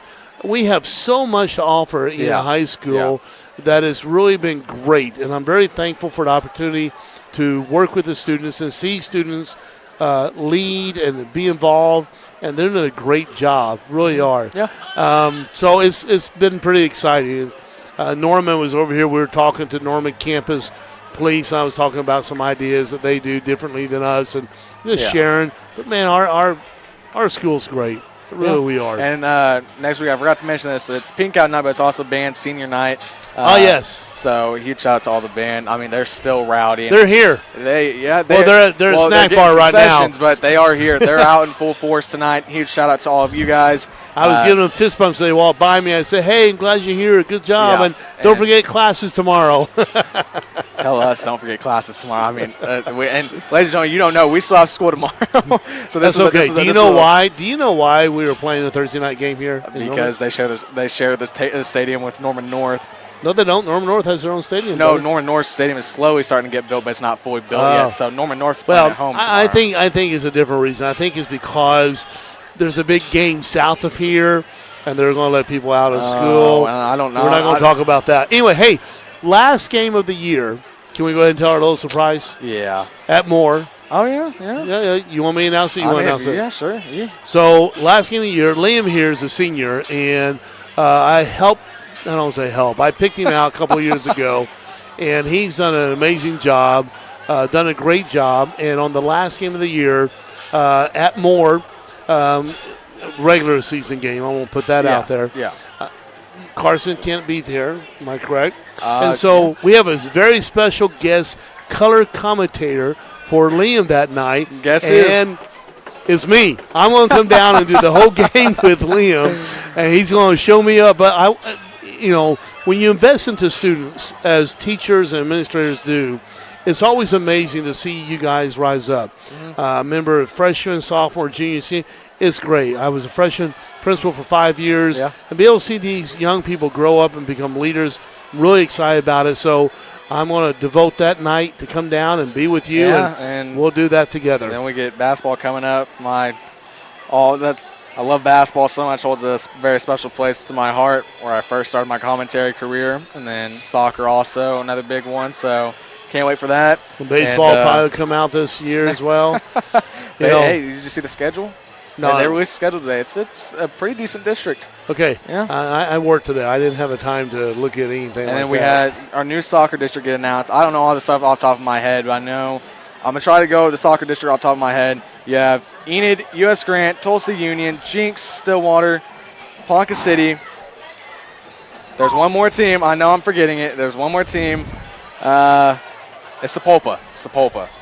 And Sapulpa also is in our baseball district as well. So, 6A is fun to be in.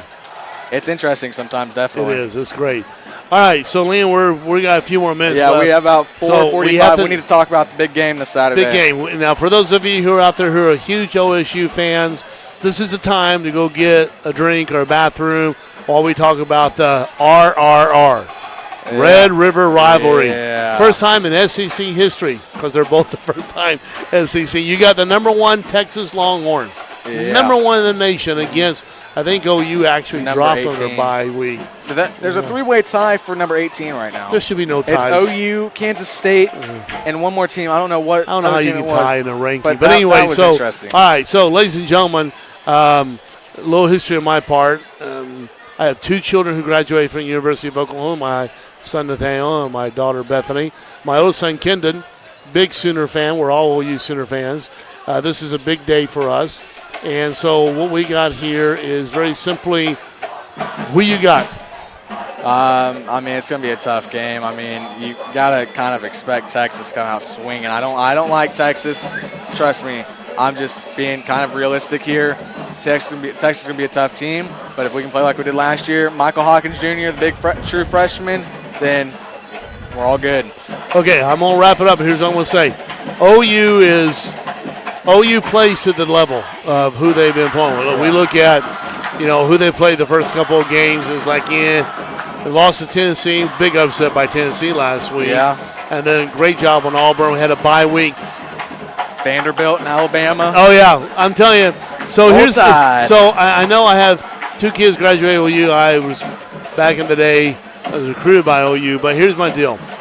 I'm taking OU for the major upset because you just never know in this Red River rivalry. To me, it's going to be one or 2 things. Is it going to be Texas blowing out OU, or OU is going to pull out the upset? I'm going to go with the upset of number 1. So what does that do for us in the AP poll ranking? We move it to 17. That's fair. I mean, they've been giving us a hard time this year. It's okay. It's all new. It's all right. Listen, you guys did an amazing job. I want to thank you for your time. I know it's tough when the score's the way it is. But I know you guys doing a great job. Gotta find the positives out of it, and I mean, just gotta find positives out of the whole thing, and just kind of enjoy time with friends and your teacher. I mean, this is.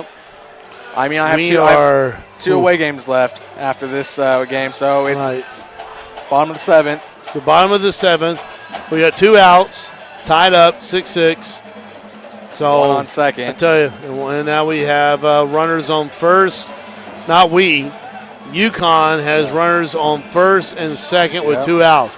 So it's going to be a close one, folks. Yep. Liam's going to keep you up to date. Yep. Ladies and gentlemen, it's been a pleasure once again. We'll see Mr. Monax again in the near future. You bet. You bet, we have man. Dr. Dudley Darrow coming on next week. So, ladies and gentlemen, Liam Frank alongside Mr. Monax, and we'll see you next time. And as always, go Big Blue.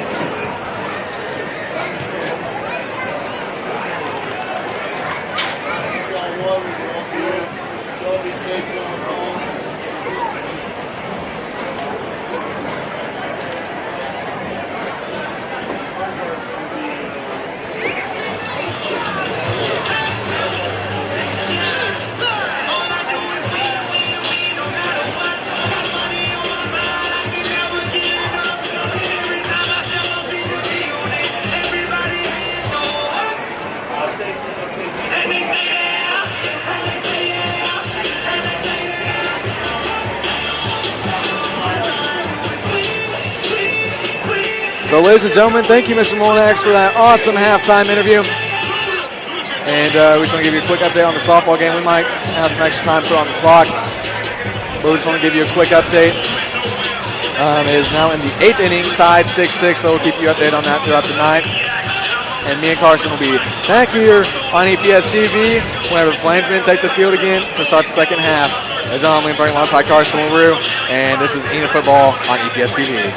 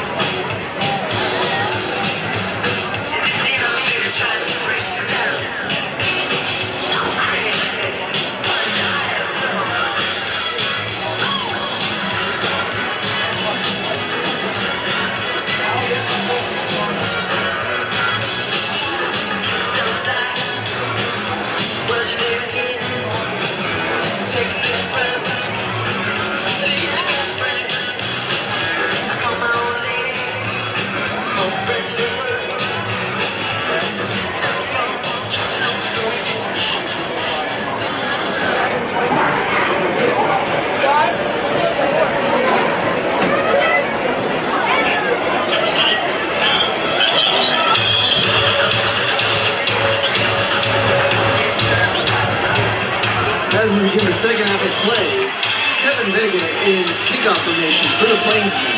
Isaiah Reese back deep to receive for the Tigers. So out comes Kevin Vega to kick it out now. Enid down 42-0, heading into third. So here we go. Vega kicks this one off, and we have some Norman Tiger offense coming out first to start the second half. Kickoff goes out for a touchback.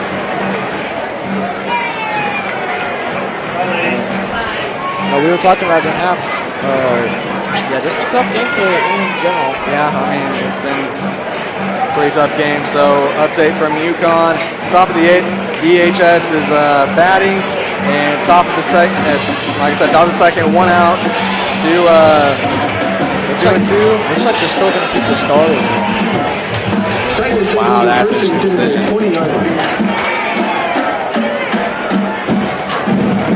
So here we go, Norman High with another opening and wide open. First down, plus some for Norman. He might be able to get around. Fumble on the play. Norman recovers.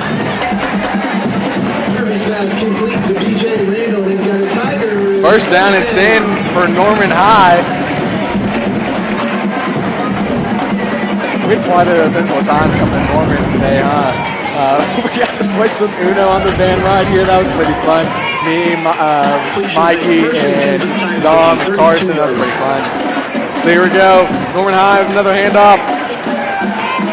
And gain about 2 or 3 on the play. And now that reminds me, I need to mention, huge shout out to our crew tonight. You have Michael Anzalone as our director, and you have Sarah Ruckle and Dominic Harmon as our camera operators. So huge shout out to all of them. And of course, me and Carson LaRue, I'll be here calling this game for you. So huge shout out to all of our crew. And huge shout out to everyone watching at home. We appreciate your viewership tonight. And Murphy finds a man. And he's going to get dragged down at about the 41. Short of a first down, brings up third down, and about 2. And the credit, Keon Young is pushing him out of bounds. Just shy of the line of gain. It will be third down and 1 for the Tigers. So here we go, third down and 1 for the Norman Tigers. And they're going to run this one up the middle, and they get it, plus some. First down. Norman High. Handoff goes up the middle to Anthony Johnson. He's got a Tigers first down. I think it's just a reminder, all the Defense Tigers just first down hasn't been able to do much tonight besides that interception. Yeah. And so going into the bottom of the 8th, score is still tied 6-6 over in Yukon. Our base is fighting for a state berth. And here we go, another run up the middle. Almost no gain on the play, gain about 1. Brings up second down and 9 from the Plainsmen 49. Gustavo Renteria with the tackle for the Plainsmen. And they're going to credit Gustavo Renteria with the tackle. It's late night, guys. It's not even 9 o'clock yet. Yeah. So here we go, another handoff. And no, it's going to be a quarterback keeper, and they read it perfectly. No gain on the play, brings up third down. Murphy on the keeper brought down just behind the line of scrimmage. Was tackled by Holden, almost caused a fumble. Holden Bellow with the tackle for the Plainsmen. Yep, Holden Bellow credited with the tackle. Coach Connor has to be careful about how he's going to voice his opinion here, because one more enforcement-like conduct flag, and he's out of the game. And Murphy steps back, looking deep, might have a man, and no flag on the play, so it will be an incomplete pass. Fourth down, Norman High. Good coverage by Tristan. Yeah.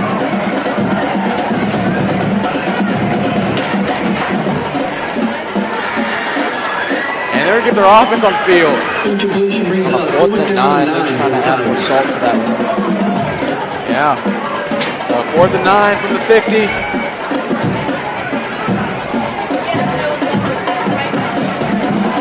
No, he's going to punt this one away. That one almost blocked, yeah.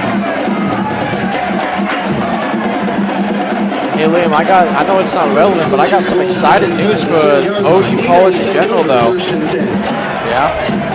For the U23 Wrestling Championship, their 149 wrestler John Wiley, he's going to wrestle for America in the World Championship. That is huge.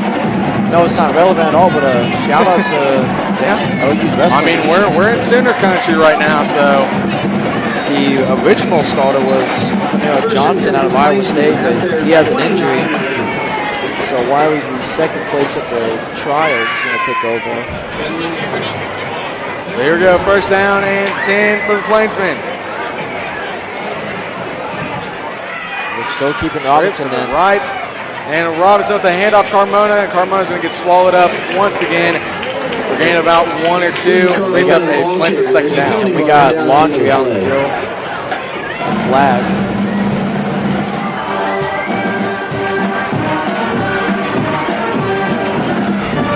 That's the second time I've heard this in an away game. I mean, I feel like every away team plays this. Plays the, or every team we go to, the band plays the Star Wars song. So it's going to be holding on the defense. 34-yard line. Positive call for the Plainsmen. 9 minutes and running now.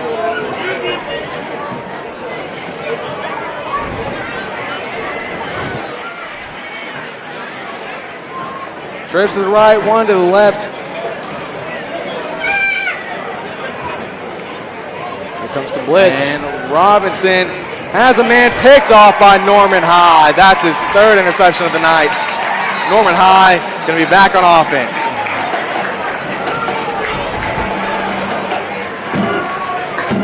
Pass is intercepted by Bear Bowles.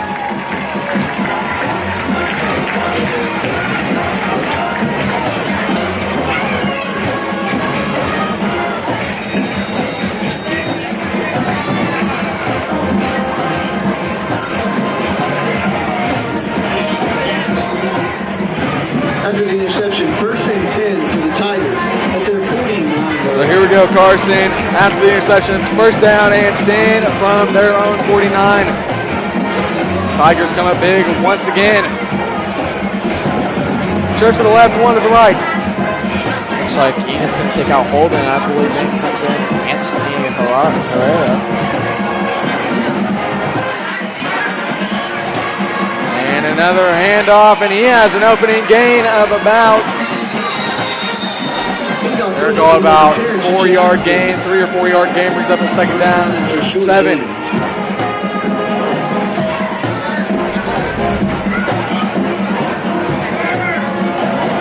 Saying that's a win at quarterback for the Tigers.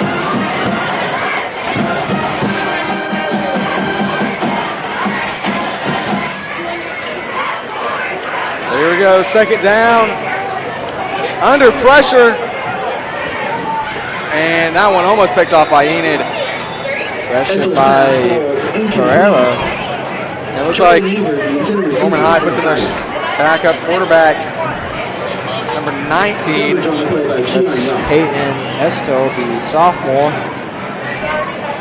So you can see him get a little opportunity.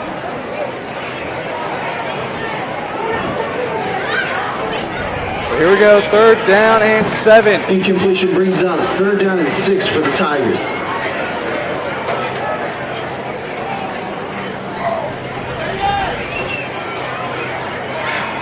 And here we go, rolls out right. Edsel rolls out right, throws one up, and overthrown. It'll be a Norman High 4th down. Plainsmen offense coming back out onto the field. Another drive successful so far. We haven't even seen an Enid kickoff yet.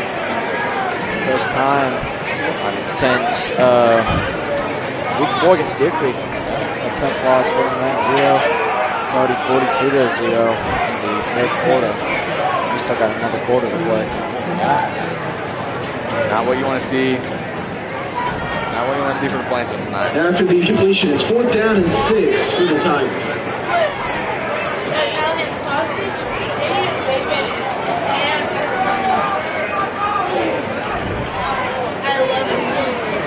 And he punts this one away. Fair catch called by Tyson Kennedy, so that's going to spot Enid at about the give or take About 16 or 17. Tyson Kennedy. Plainsmen will take over 1st and 10.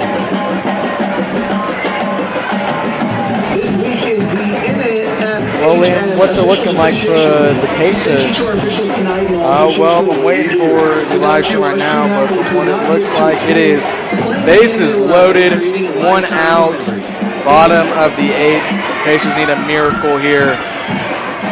It would be tough being up 6-3 and losing, but still a really good season even if they lose. Like I told you, even if they lose, it's nothing to be ashamed about. It was a great season. So here we go, 1st down and 10 for the Plainsmen. Robinson's looking And deep. he has a man, and there we go. The Plainsmen are going to get on the board. 20, 15, 10, touchdown, Enid Plainsmen. Touchdown. There's some light right there for the young star, Keon. And And the Plainsmen get on the board for the first time tonight. Aiden Robinson's limping off a bit, so we could see Zarek. We might see Zarek come in because Aiden Robinson's been struggling since that big tackle by the 2 Norman High D linemen. So here comes Kevin Vega with his first kick of the night.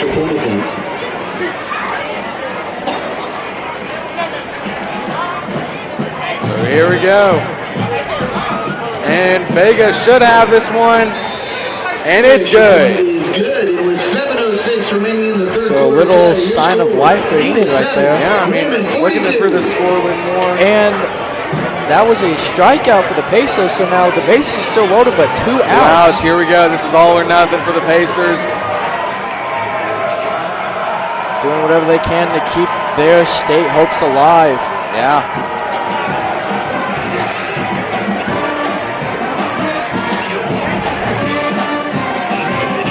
That was bad timing for a touchdown. Our band was still getting back to their seats and wasn't able to play our fight song. So 2 outs, bases loaded in Yukon.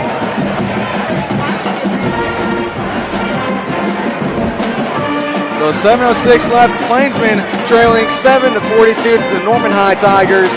Norman comes off to a hot start in the first half, and they haven't let up since. 1-1 right now. 2 more strikes, and they will go to the 9th inning. Yeah. Norman High has an interesting taste for music playing. First you had Star Wars, then you had... Well, I mean, even just the PA music. I mean, he's playing over the speakers is interesting. 2 balls, 1 strike. That means 2 more balls, and Yukon wins this. Yukon would end up getting a walk. They'd end up winning 7-6, and I believe that was a foul ball, so I believe It's going to be 2-2. Here we go. 2-2, one more strike. One more strike, and we'll head to top of the 9th. And looks like Enid's putting some of their backups, even star freshman Cash Mathis. So here we go. 1st and 10 from the Norman 20. And another handoff. Not going to go too far. And a strikeout for Enid. So we're going to the top of the 9th. The Pacers stay alive in a now or never situation. I mean, bases loaded. You were sitting at 1 out. You needed 2 more outs. It was looking highly unlikely, but they were able to get it done. So we're going to the 9th inning now. We're going to keep you updated on that one.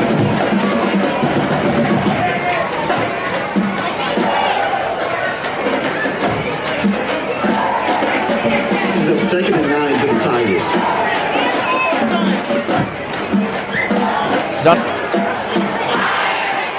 And that one falls incomplete, almost picked off by Enid. And he's struggling. And we have a Norman player down. We will be right back live here on EPS TV. Injured Tiger on board.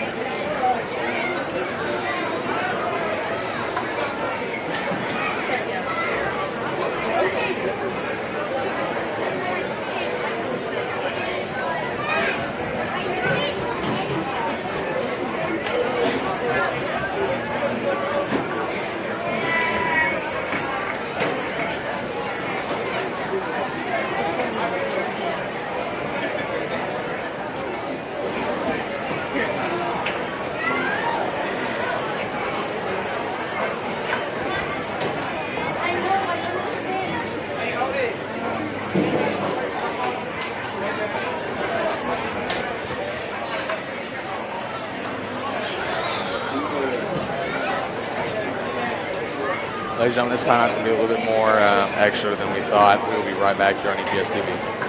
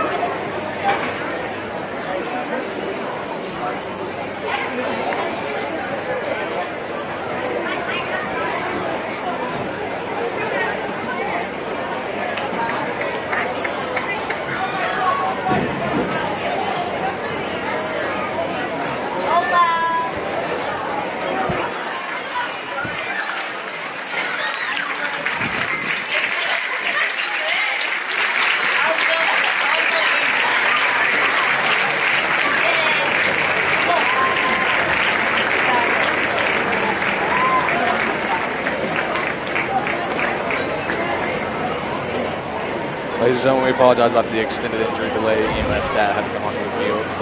But play is going to resume here. It's going to be a Norman High 3rd down and 9. And let's update you on this softball game. Enid High leads 8-6 at the top of the 9th with 2 outs, 1 on base.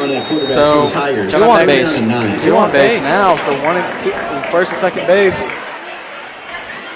Shout out to our Pacers. Yeah, doing a really good job. So here we go. Another handoff. And he broke a few tackles, and he got through. First down, Norman High. He might be gone. 50, 45, 40, and they're going to take him out of bounds. Or they're going to take him out at about the 28.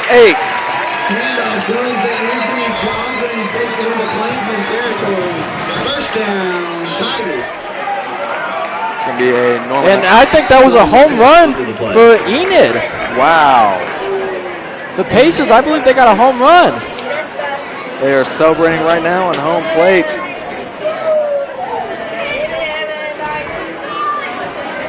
So Norman High first down from the Enid 29. I believe it was 11 points on the board now. That was 3 runs, so it was a home run.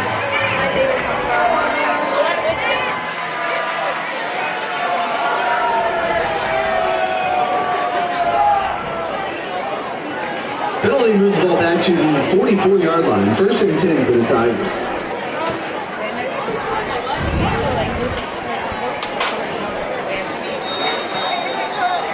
So here we go. They're going to say the first down and 10 is at the 44. Yeah, we had a unsportsmanlike on Norman.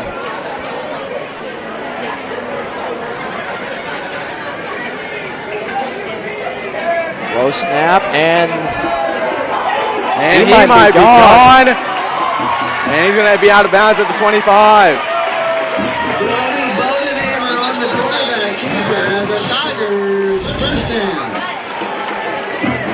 The 3rd string QB, Brody Hammer, who's taken over for Peyton Essel.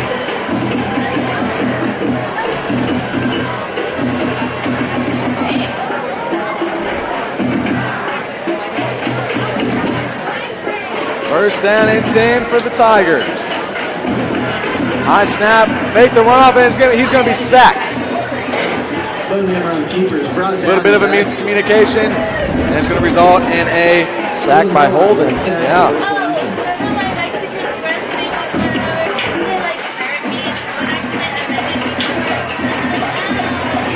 So 5:15 on the clock and running.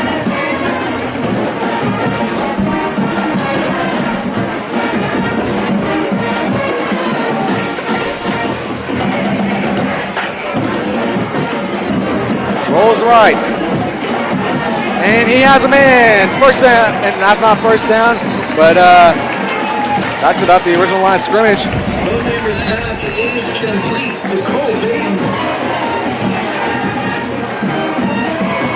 So that's going to be a Tiger 3rd down.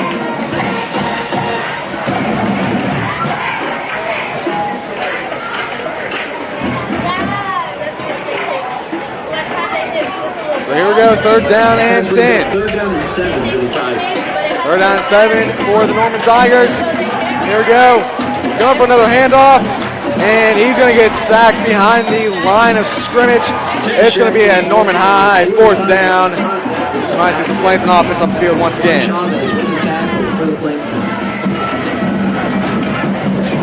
And ladies and gentlemen, now it's the bottom of the 9th. UConn down by 5 runs. So let's see. The Pacers are going to be able to keep this one out of reach, and they're going to state next week. It would be an amazing moment for Enid in general.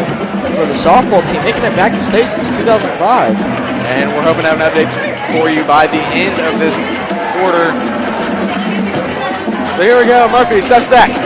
Looking deep. Might have a man.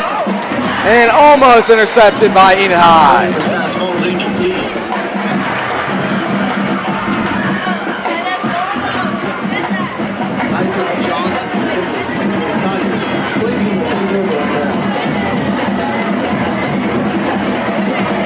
So that pass was deflected by Tristan and almost picked off by Juan.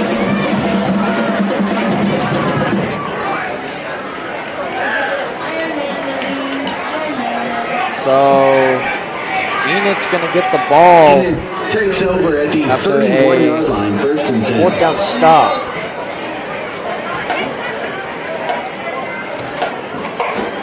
So let's see if Robinson gets something going.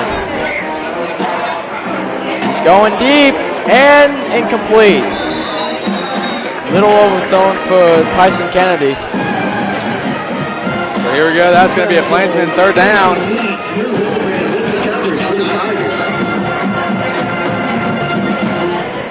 Plainsman 2nd down. My apologies.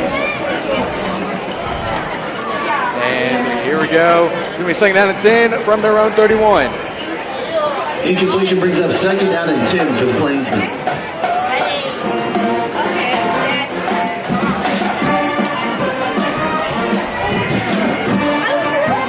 Robinson, high snap, looks over, tipped. And almost intercepted. Now it's going to be a Plainsman 3rd down. That would have been his 4th interception of the night.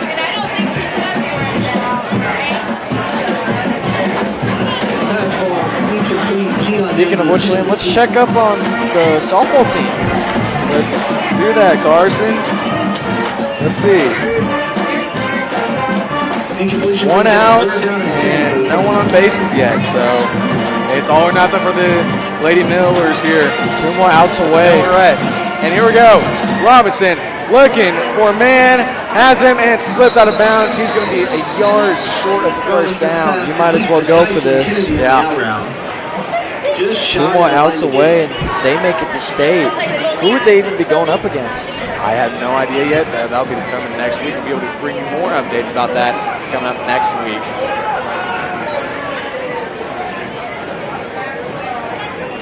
This is the first time Norman High has played Enid since 2021. That game was, final score was 19-22. Norman winning that one. And it looks like Norman's going to take the series even more.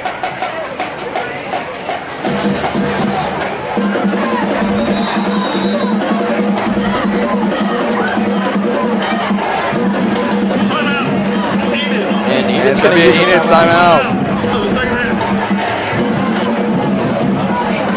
So, Carson, why don't you give us just a little recap of what you've seen so far here, and what plans we're going to have to do to take this into next week against the Bixby Spartans? Well, you know, you got to work on some offense, you got to work on some defense. No, Bixby, even though they haven't been amazing as they usually are, they still only have 1 loss to, in my opinion, the future state champs this year. But I don't know. Hey, a loss might take that one. I don't know. That's what I was saying. I think we're rooting for a loss, though.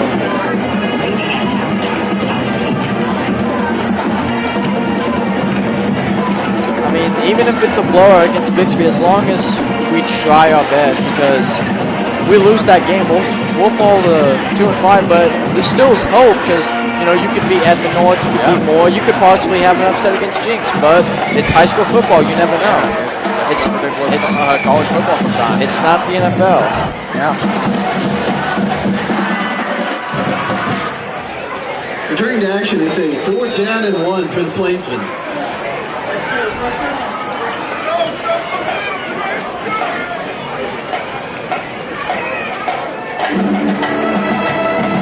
So here we go, 4th down. I don't think they got it. They might be short. And The quarterback sneak is stopped right at the line. it is short. Yep, it's going to be So Norman acting a little bit like OU here. So it's going to be a Norman High 1st down. Tigers take over on downs.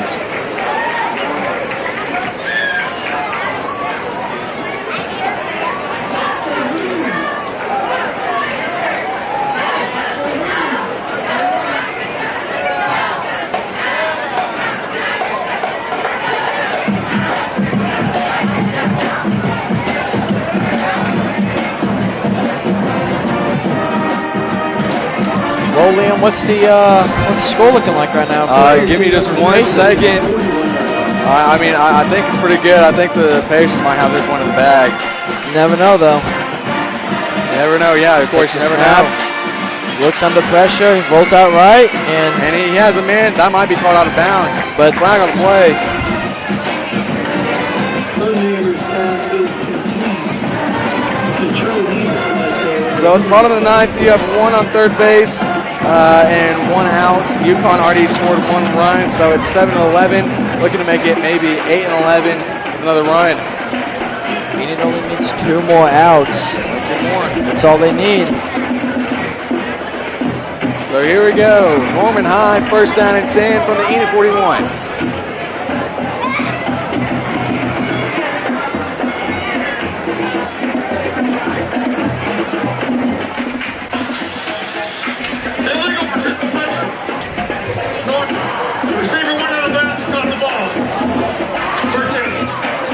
So the receiver went out of bounds and caught the ball. That's going to be a penalty on Norman High. So that'll bring them back about 10 yards. So it'll be a 1st and 20.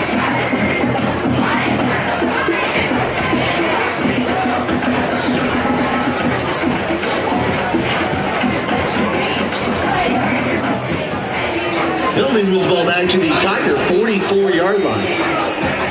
So it's going to go back to Tiger territory on the 44-yard line. So 1st and 30 now. So here we go. Hand off once again. Broke one and almost broke another. He's going to get taken out of bounds just short of the 50. Handoff goes to Cameron Donald. He takes it out close to midfield before he's pulled out of bounds. And a UConn home run puts them at 10 points to EHS's 11. If UConn scores 2 more, then they win this game. What is this? Still 1 out or 2 outs? It's still 1 out. So it's 11-10 right now. What a game. Yeah, I mean, that's huge. Looked like Enid had it in the bag at first, but like I said, anything could happen.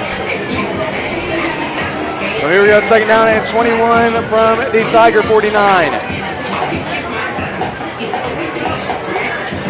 Air this one out, straight to Tyson Kennedy. He broke off 1 tackle. Maybe take this one back for a pick 6. He's trying to find the edge. And he might have it. He's going to be taken out of bounds at about the 40, and there's going to be a flag on play. Here comes the flag. Intercepted by Tyson Kennedy.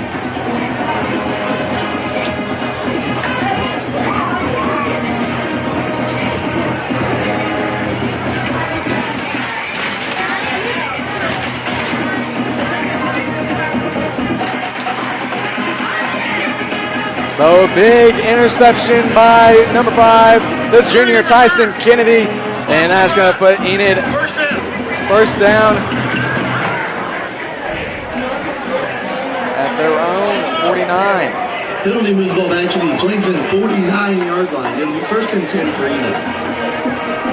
And the call is going to send and a flag on the play. No, the flag was thrown back. I thought it was a flag. Another home run for UConn, so now it's tied. Wow. What a game they only right need one more point, and they take this.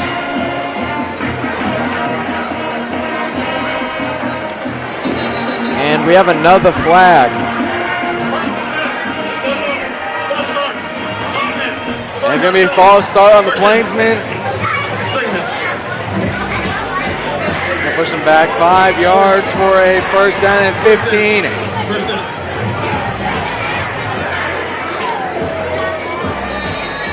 First and 15 for the Plainsmen.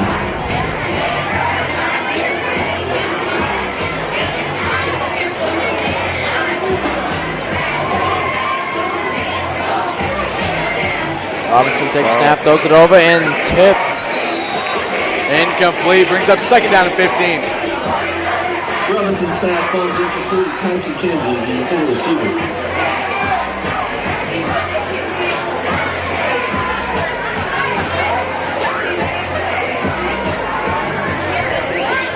So here we go, 2nd down and 15, and we still have 2 minutes left in this 3rd quarter. Incompletion brings up 2nd down and 15 for the Plainsmen.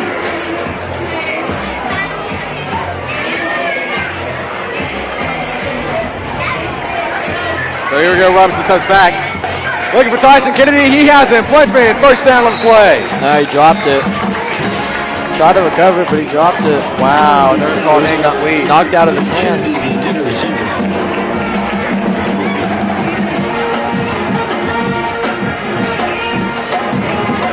it's a party on this side of Harv Collins Stadium. Still about 2 minutes left in the third quarter, and then another 12 to go in the fourth.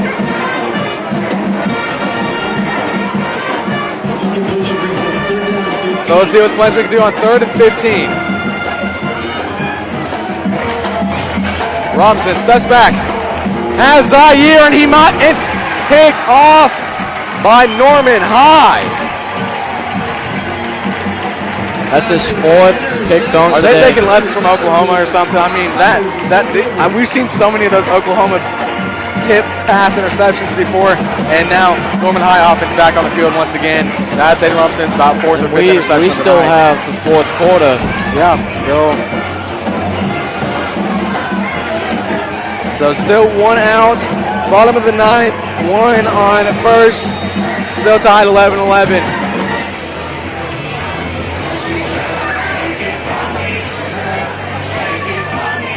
After the interception, Tigers take over 1st and 10 at the 41-yard line.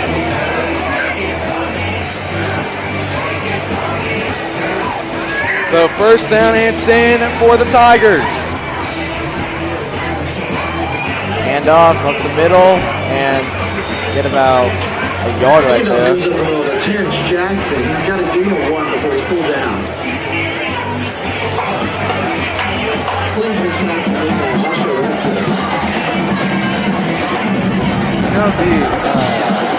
What do you call this video?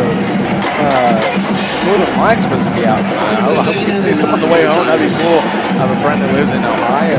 He posted on his story. Oh, step back. And that one was dropped, but he was posting on his story. They're seeing it pretty well in Ohio right now. So maybe we can see some in Oklahoma. Hopefully we can see some on our way back. That'd be awesome. That would be amazing. So 3rd down and 9 coming up for the Tigers.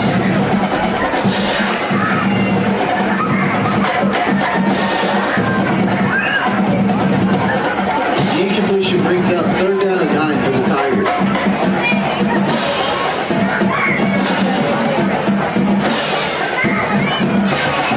So here we go, 3rd down and 9 for the Tigers. And he runs, and he broke free for a Norman High 1st down. He's in the Plainsmen territory with the Tiger 1st down.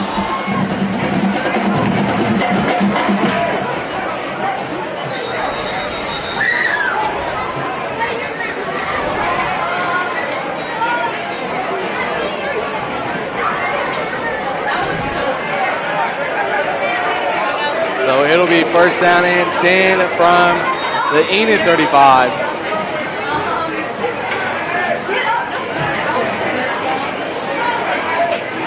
The play takes the ball down to the Plainsmen 35-yard line. 1st and 10 for the Tigers.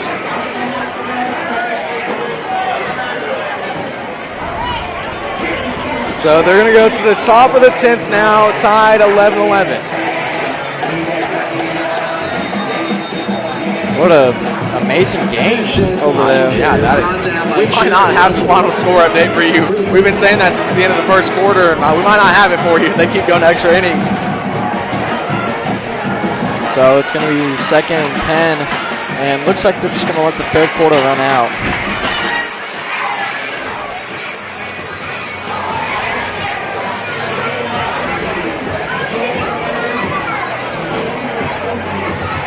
And they will. So Carson, let's give us your quarter recap for the 3rd quarter.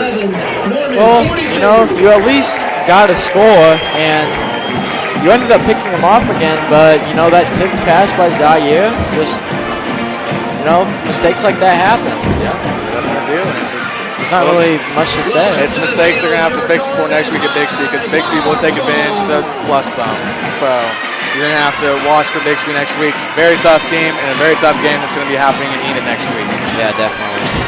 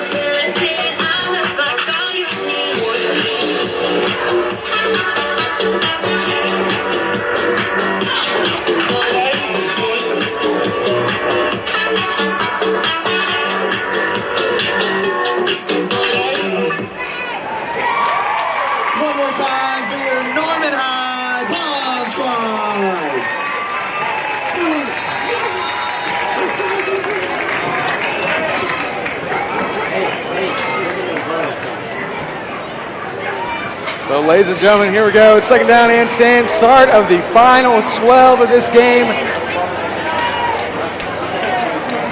Beginning the fourth quarter play. It's a And here we go. It's Norman high ball after the interception. Rolls out left. And hit Has a hard. man. That's a gain of about 7 on the play. Bring up 3rd down. There's a flag. I think it's going to be a late hit. Yeah, that's what it looked like. Penalty marker down at the end of the play.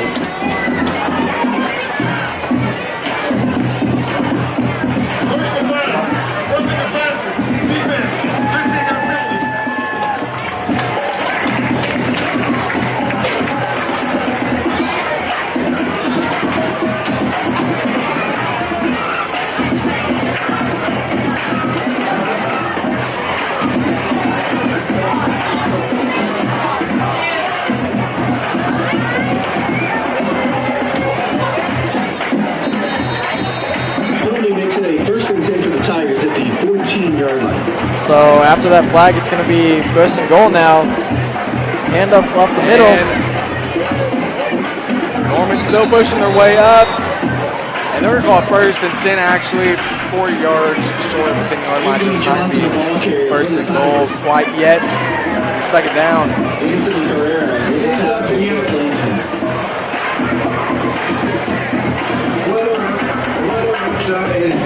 So, ladies and gentlemen, at the top of the 10th, it's 1 out, one player on base, tied 11-11. Pacers currently batting right now.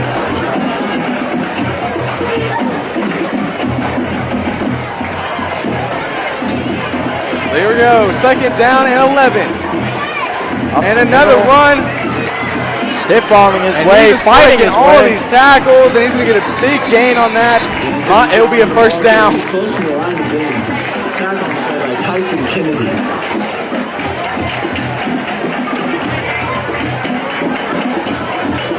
Run's good for a Tiger 1st down. It'll be 1st and goal. From the 3.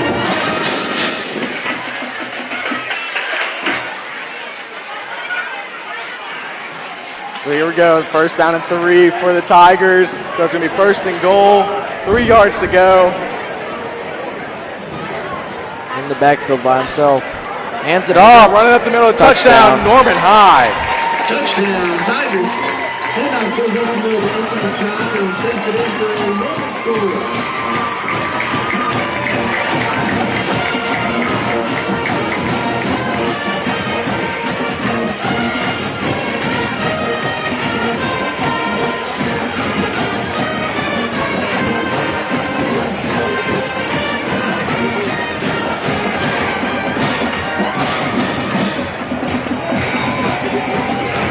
Key for the extra point there.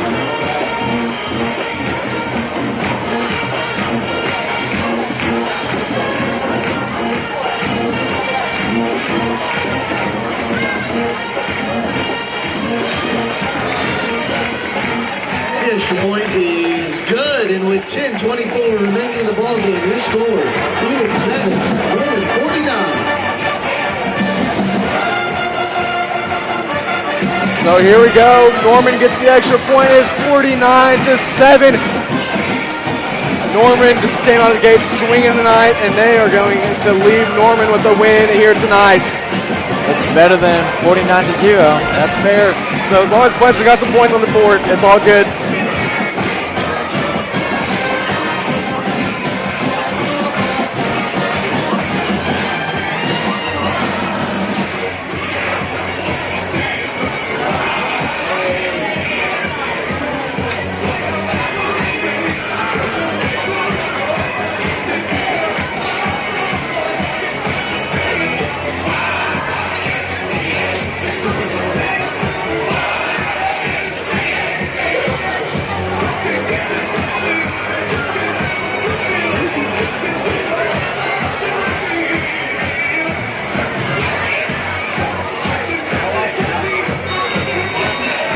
Kickoff formation for the Tigers. And we're about to see the Enid offense back on the field. And there goes the kick out to Desmond Middleset. And he's He got might have an an opening. And he was going to be taken down at the 34. Football fielded by Desmond Middleton. He takes it out across the 30-yard line. Plainsmen will take it over. Almost was gone right there. Really good kick return for Desmond Middleset.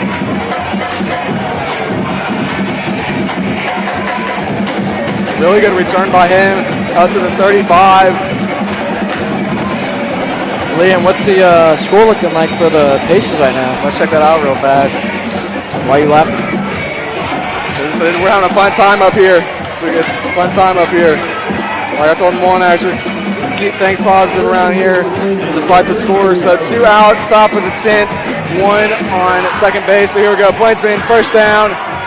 Surprised they'll start keeping Robinson in. And Robinson, tip pass again, almost intercepted by Norman High. Fastball is incomplete.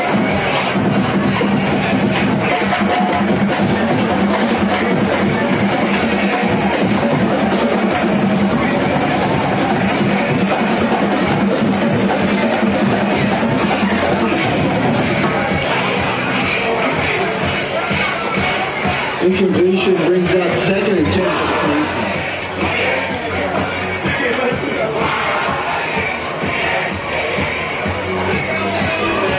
So here we go. Plainsman second down after almost interception. Robinson's looking, going deep, And he has open man. It's going to be a Plainsman first down plus some. still finding his way. Robinson's pass complete across the middle for Keon Young. He's got a lead first down. Tiger tackle made by Drew Paper.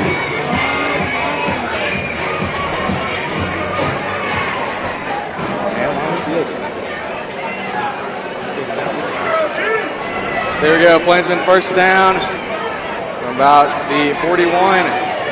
And a handoff to Carmona. Carmona with some running room. First down, Plainsman. He's still going. He's actually still going. I thought he got taken down. You thought wrong. First down, Plainsman.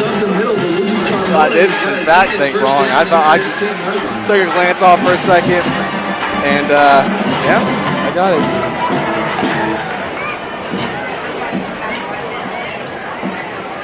The run brings up a first and goal for the Plainsmen at the 9-yard line.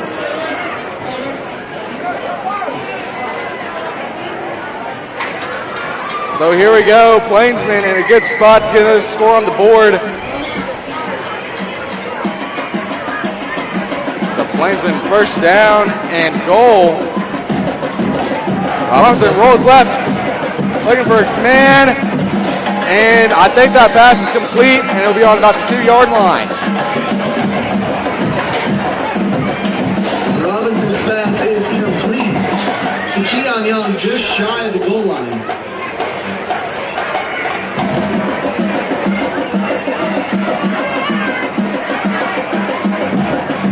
Completion brings up second and goal from the 1 for the Plainsmen.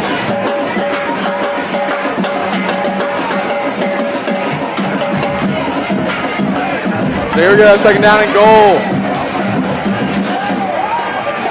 And he loses it. That's a jump on it. That's a big loss, and that's going to be 3rd and goal, pretty sure. Fumble on the snap, recovered by Enid. Not good for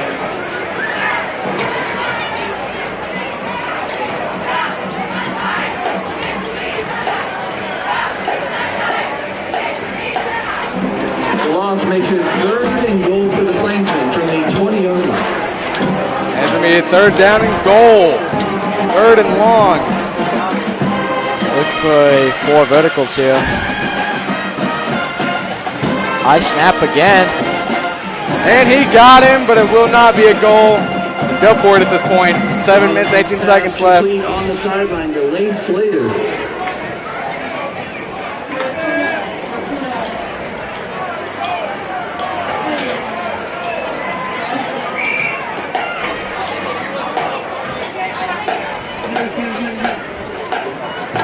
Completion brings up 4th. So it's 4th and goal for the Plainsmen, and they're going to go for it.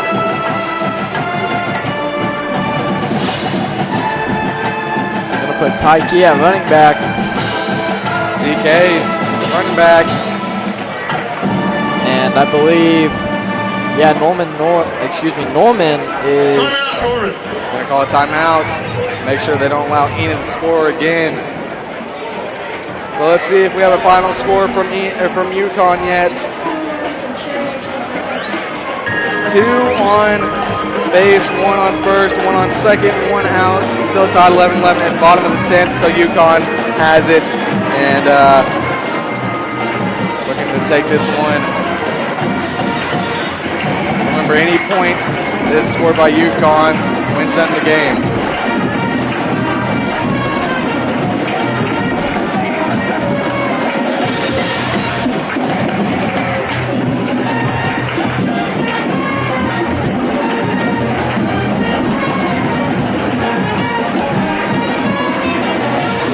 $7:18 on the clock now. This fourth quarter going on pretty long.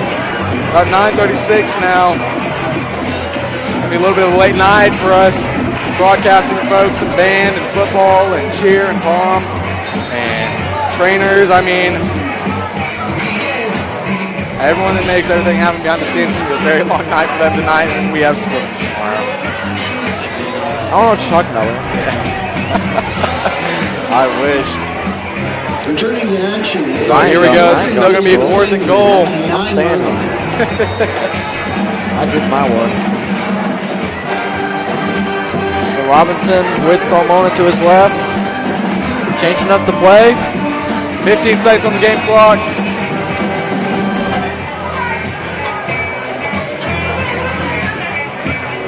Trying to run a trick play here. High snap. Robinson rolls right. Airs it out. Touchdown, Plainsmen. It's incomplete. He had it in his hands and he drops it. And that'll be a Norman Tigers first down. Pass ball incomplete.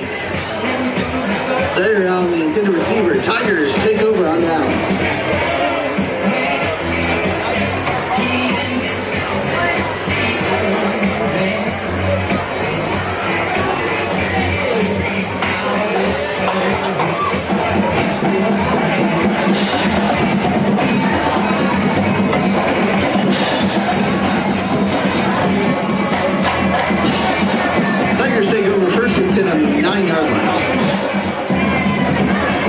So here we go. It is a Norman High first down and 10, deep in their own territory, and they're going to get a gain of about 2 or 3 on the play.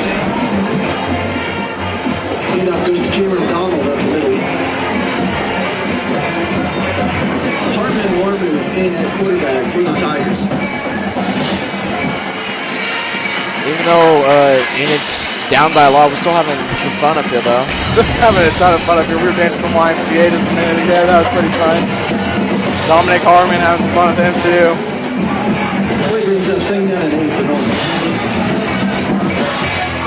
So here we go. Norman High again.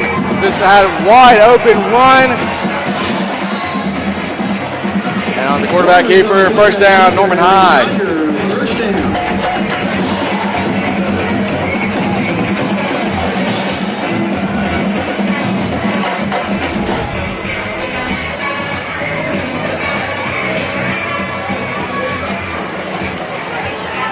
First and 10 Tigers at the 25-yard line.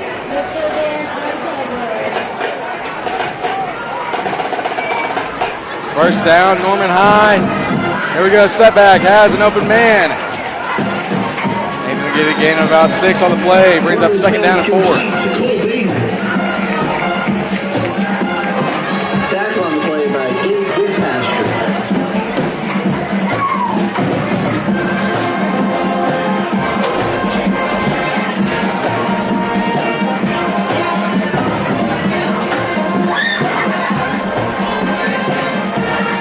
Completion makes it 2nd and 5 for the Tigers. Second down and 5 for the Tigers. And they're going to run this one once again. Not going to let them get too far. Gain of maybe 1 or 2 on the play. Bring up third down for the Tigers.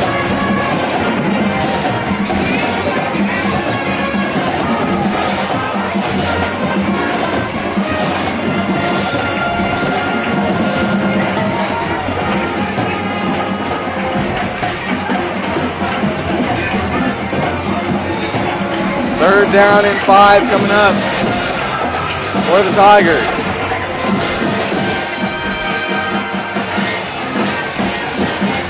Five seconds on the game clock. And it's going to be a QB draw, and he's going to break a tackle. First down, Norman High.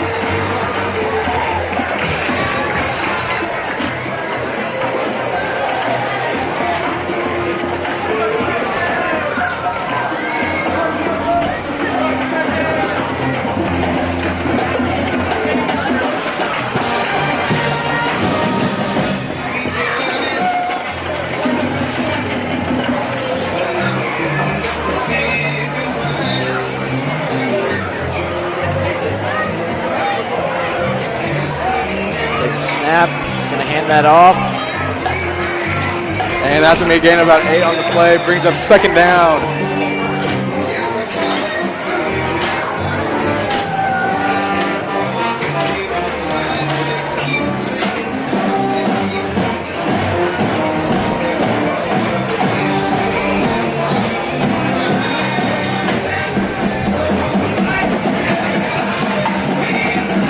And here we go. It's a Norman Tigers second down and 2 from their own 46.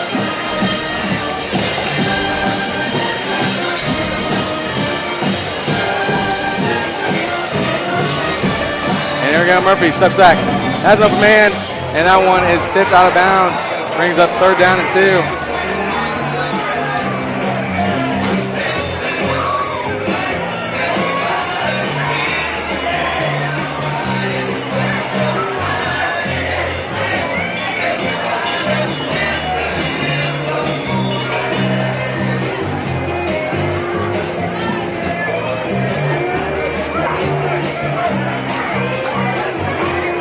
Third down and 2 coming up for the Tigers. And the Tigers are going to do a QB draw on this one, and they got it. First down, Norman High.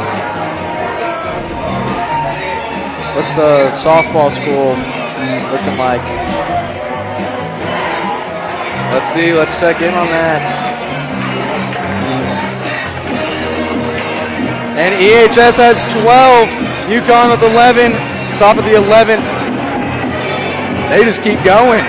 We have 3 minutes left in this game. We might not be able to get you a final score update before the end of this game, ladies and gentlemen. You'll have to make sure you stay tuned in about that one. One of us, I'm pretty sure Liam will post it though. Yeah. Maybe. Depends if we're not eating. So, handoff again. And he has open room. He might be gone. The 30, 25, 20, 15, 10. Taken out of bounds at about the 5. Norman High, first and goal. There's a flag though, so this one might be coming back.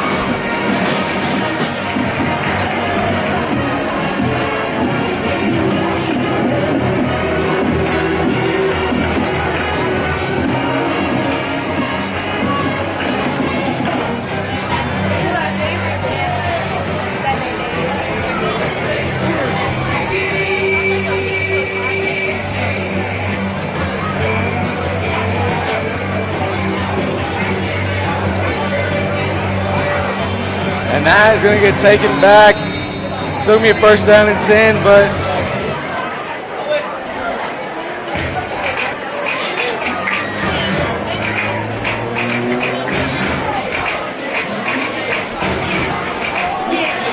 so here we go, first down and 9. And that run's going to go nowhere. Taken back for a loss of 1, and time's going to start winding.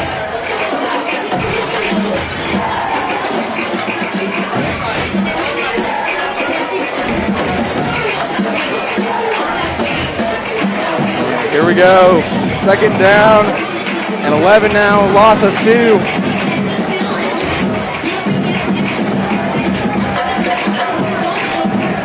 So at the top of the 11, EHS has 2 outs and 1 on third base.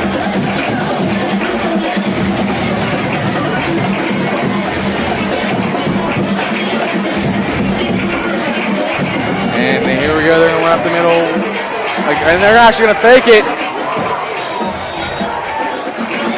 And what a play by the Norman Tigers. Still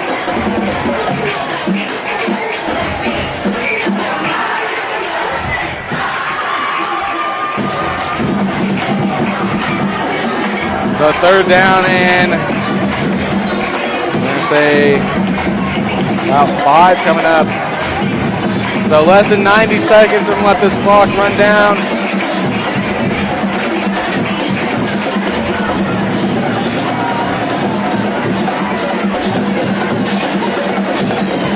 Yeah, they might just take the delay again. No, they're just gonna. And they could get it. They keep pushing, and they will. It's a Norman High first down. We will not see the Enid offense back out on the field tonight. We expect to see the knee now. 49 seconds in counting. Enid's saying they have the ball. Okay, that's what I was going to say. He was down.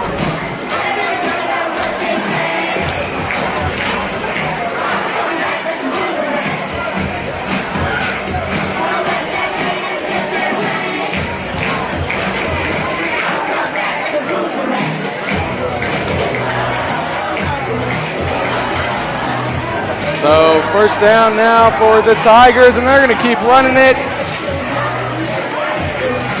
And they're going to get the first down. 25 seconds on the clock.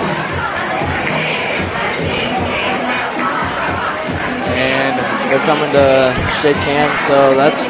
So here we go, ladies and gentlemen. That will do it for tonight's matchup. So that will do it for tonight's matchup. The Enid Plainsmen fall to 2-3 on the season. That's 2-4 on the season now, I believe. Yep, 0-2 in district. Yep, 0-2 in district as well. Not a great game for the Plainsmen. Definitely not one they want to have, especially right before you're going to host the Bixby Spartans for Pink Out. So, ladies and gentlemen, that was just a tough game overall. Carson, give us your thoughts on it. Well, you know, it was just tough on both sides. You know, you saw some good plays from some good players. You know, Tristan, Tyson getting a pick. Yeah. You know, you saw some bad plays, but that's all right. Every team has bad plays. Every team has a bad game, even great teams. I mean, even Bixby had a bad game in the season. So, ladies and gentlemen, we thank you for spending your Thursday night with us. It's an absolute pleasure to bring you these games. For our director, Michael Anselon, our camera operators, Sarah Ruckle, and Dominic Harmon, I'm Liam Frank alongside Carson LaRue, and we're saying so long from Sierra Country in Norman, Oklahoma. We'll see you next week versus Bixby.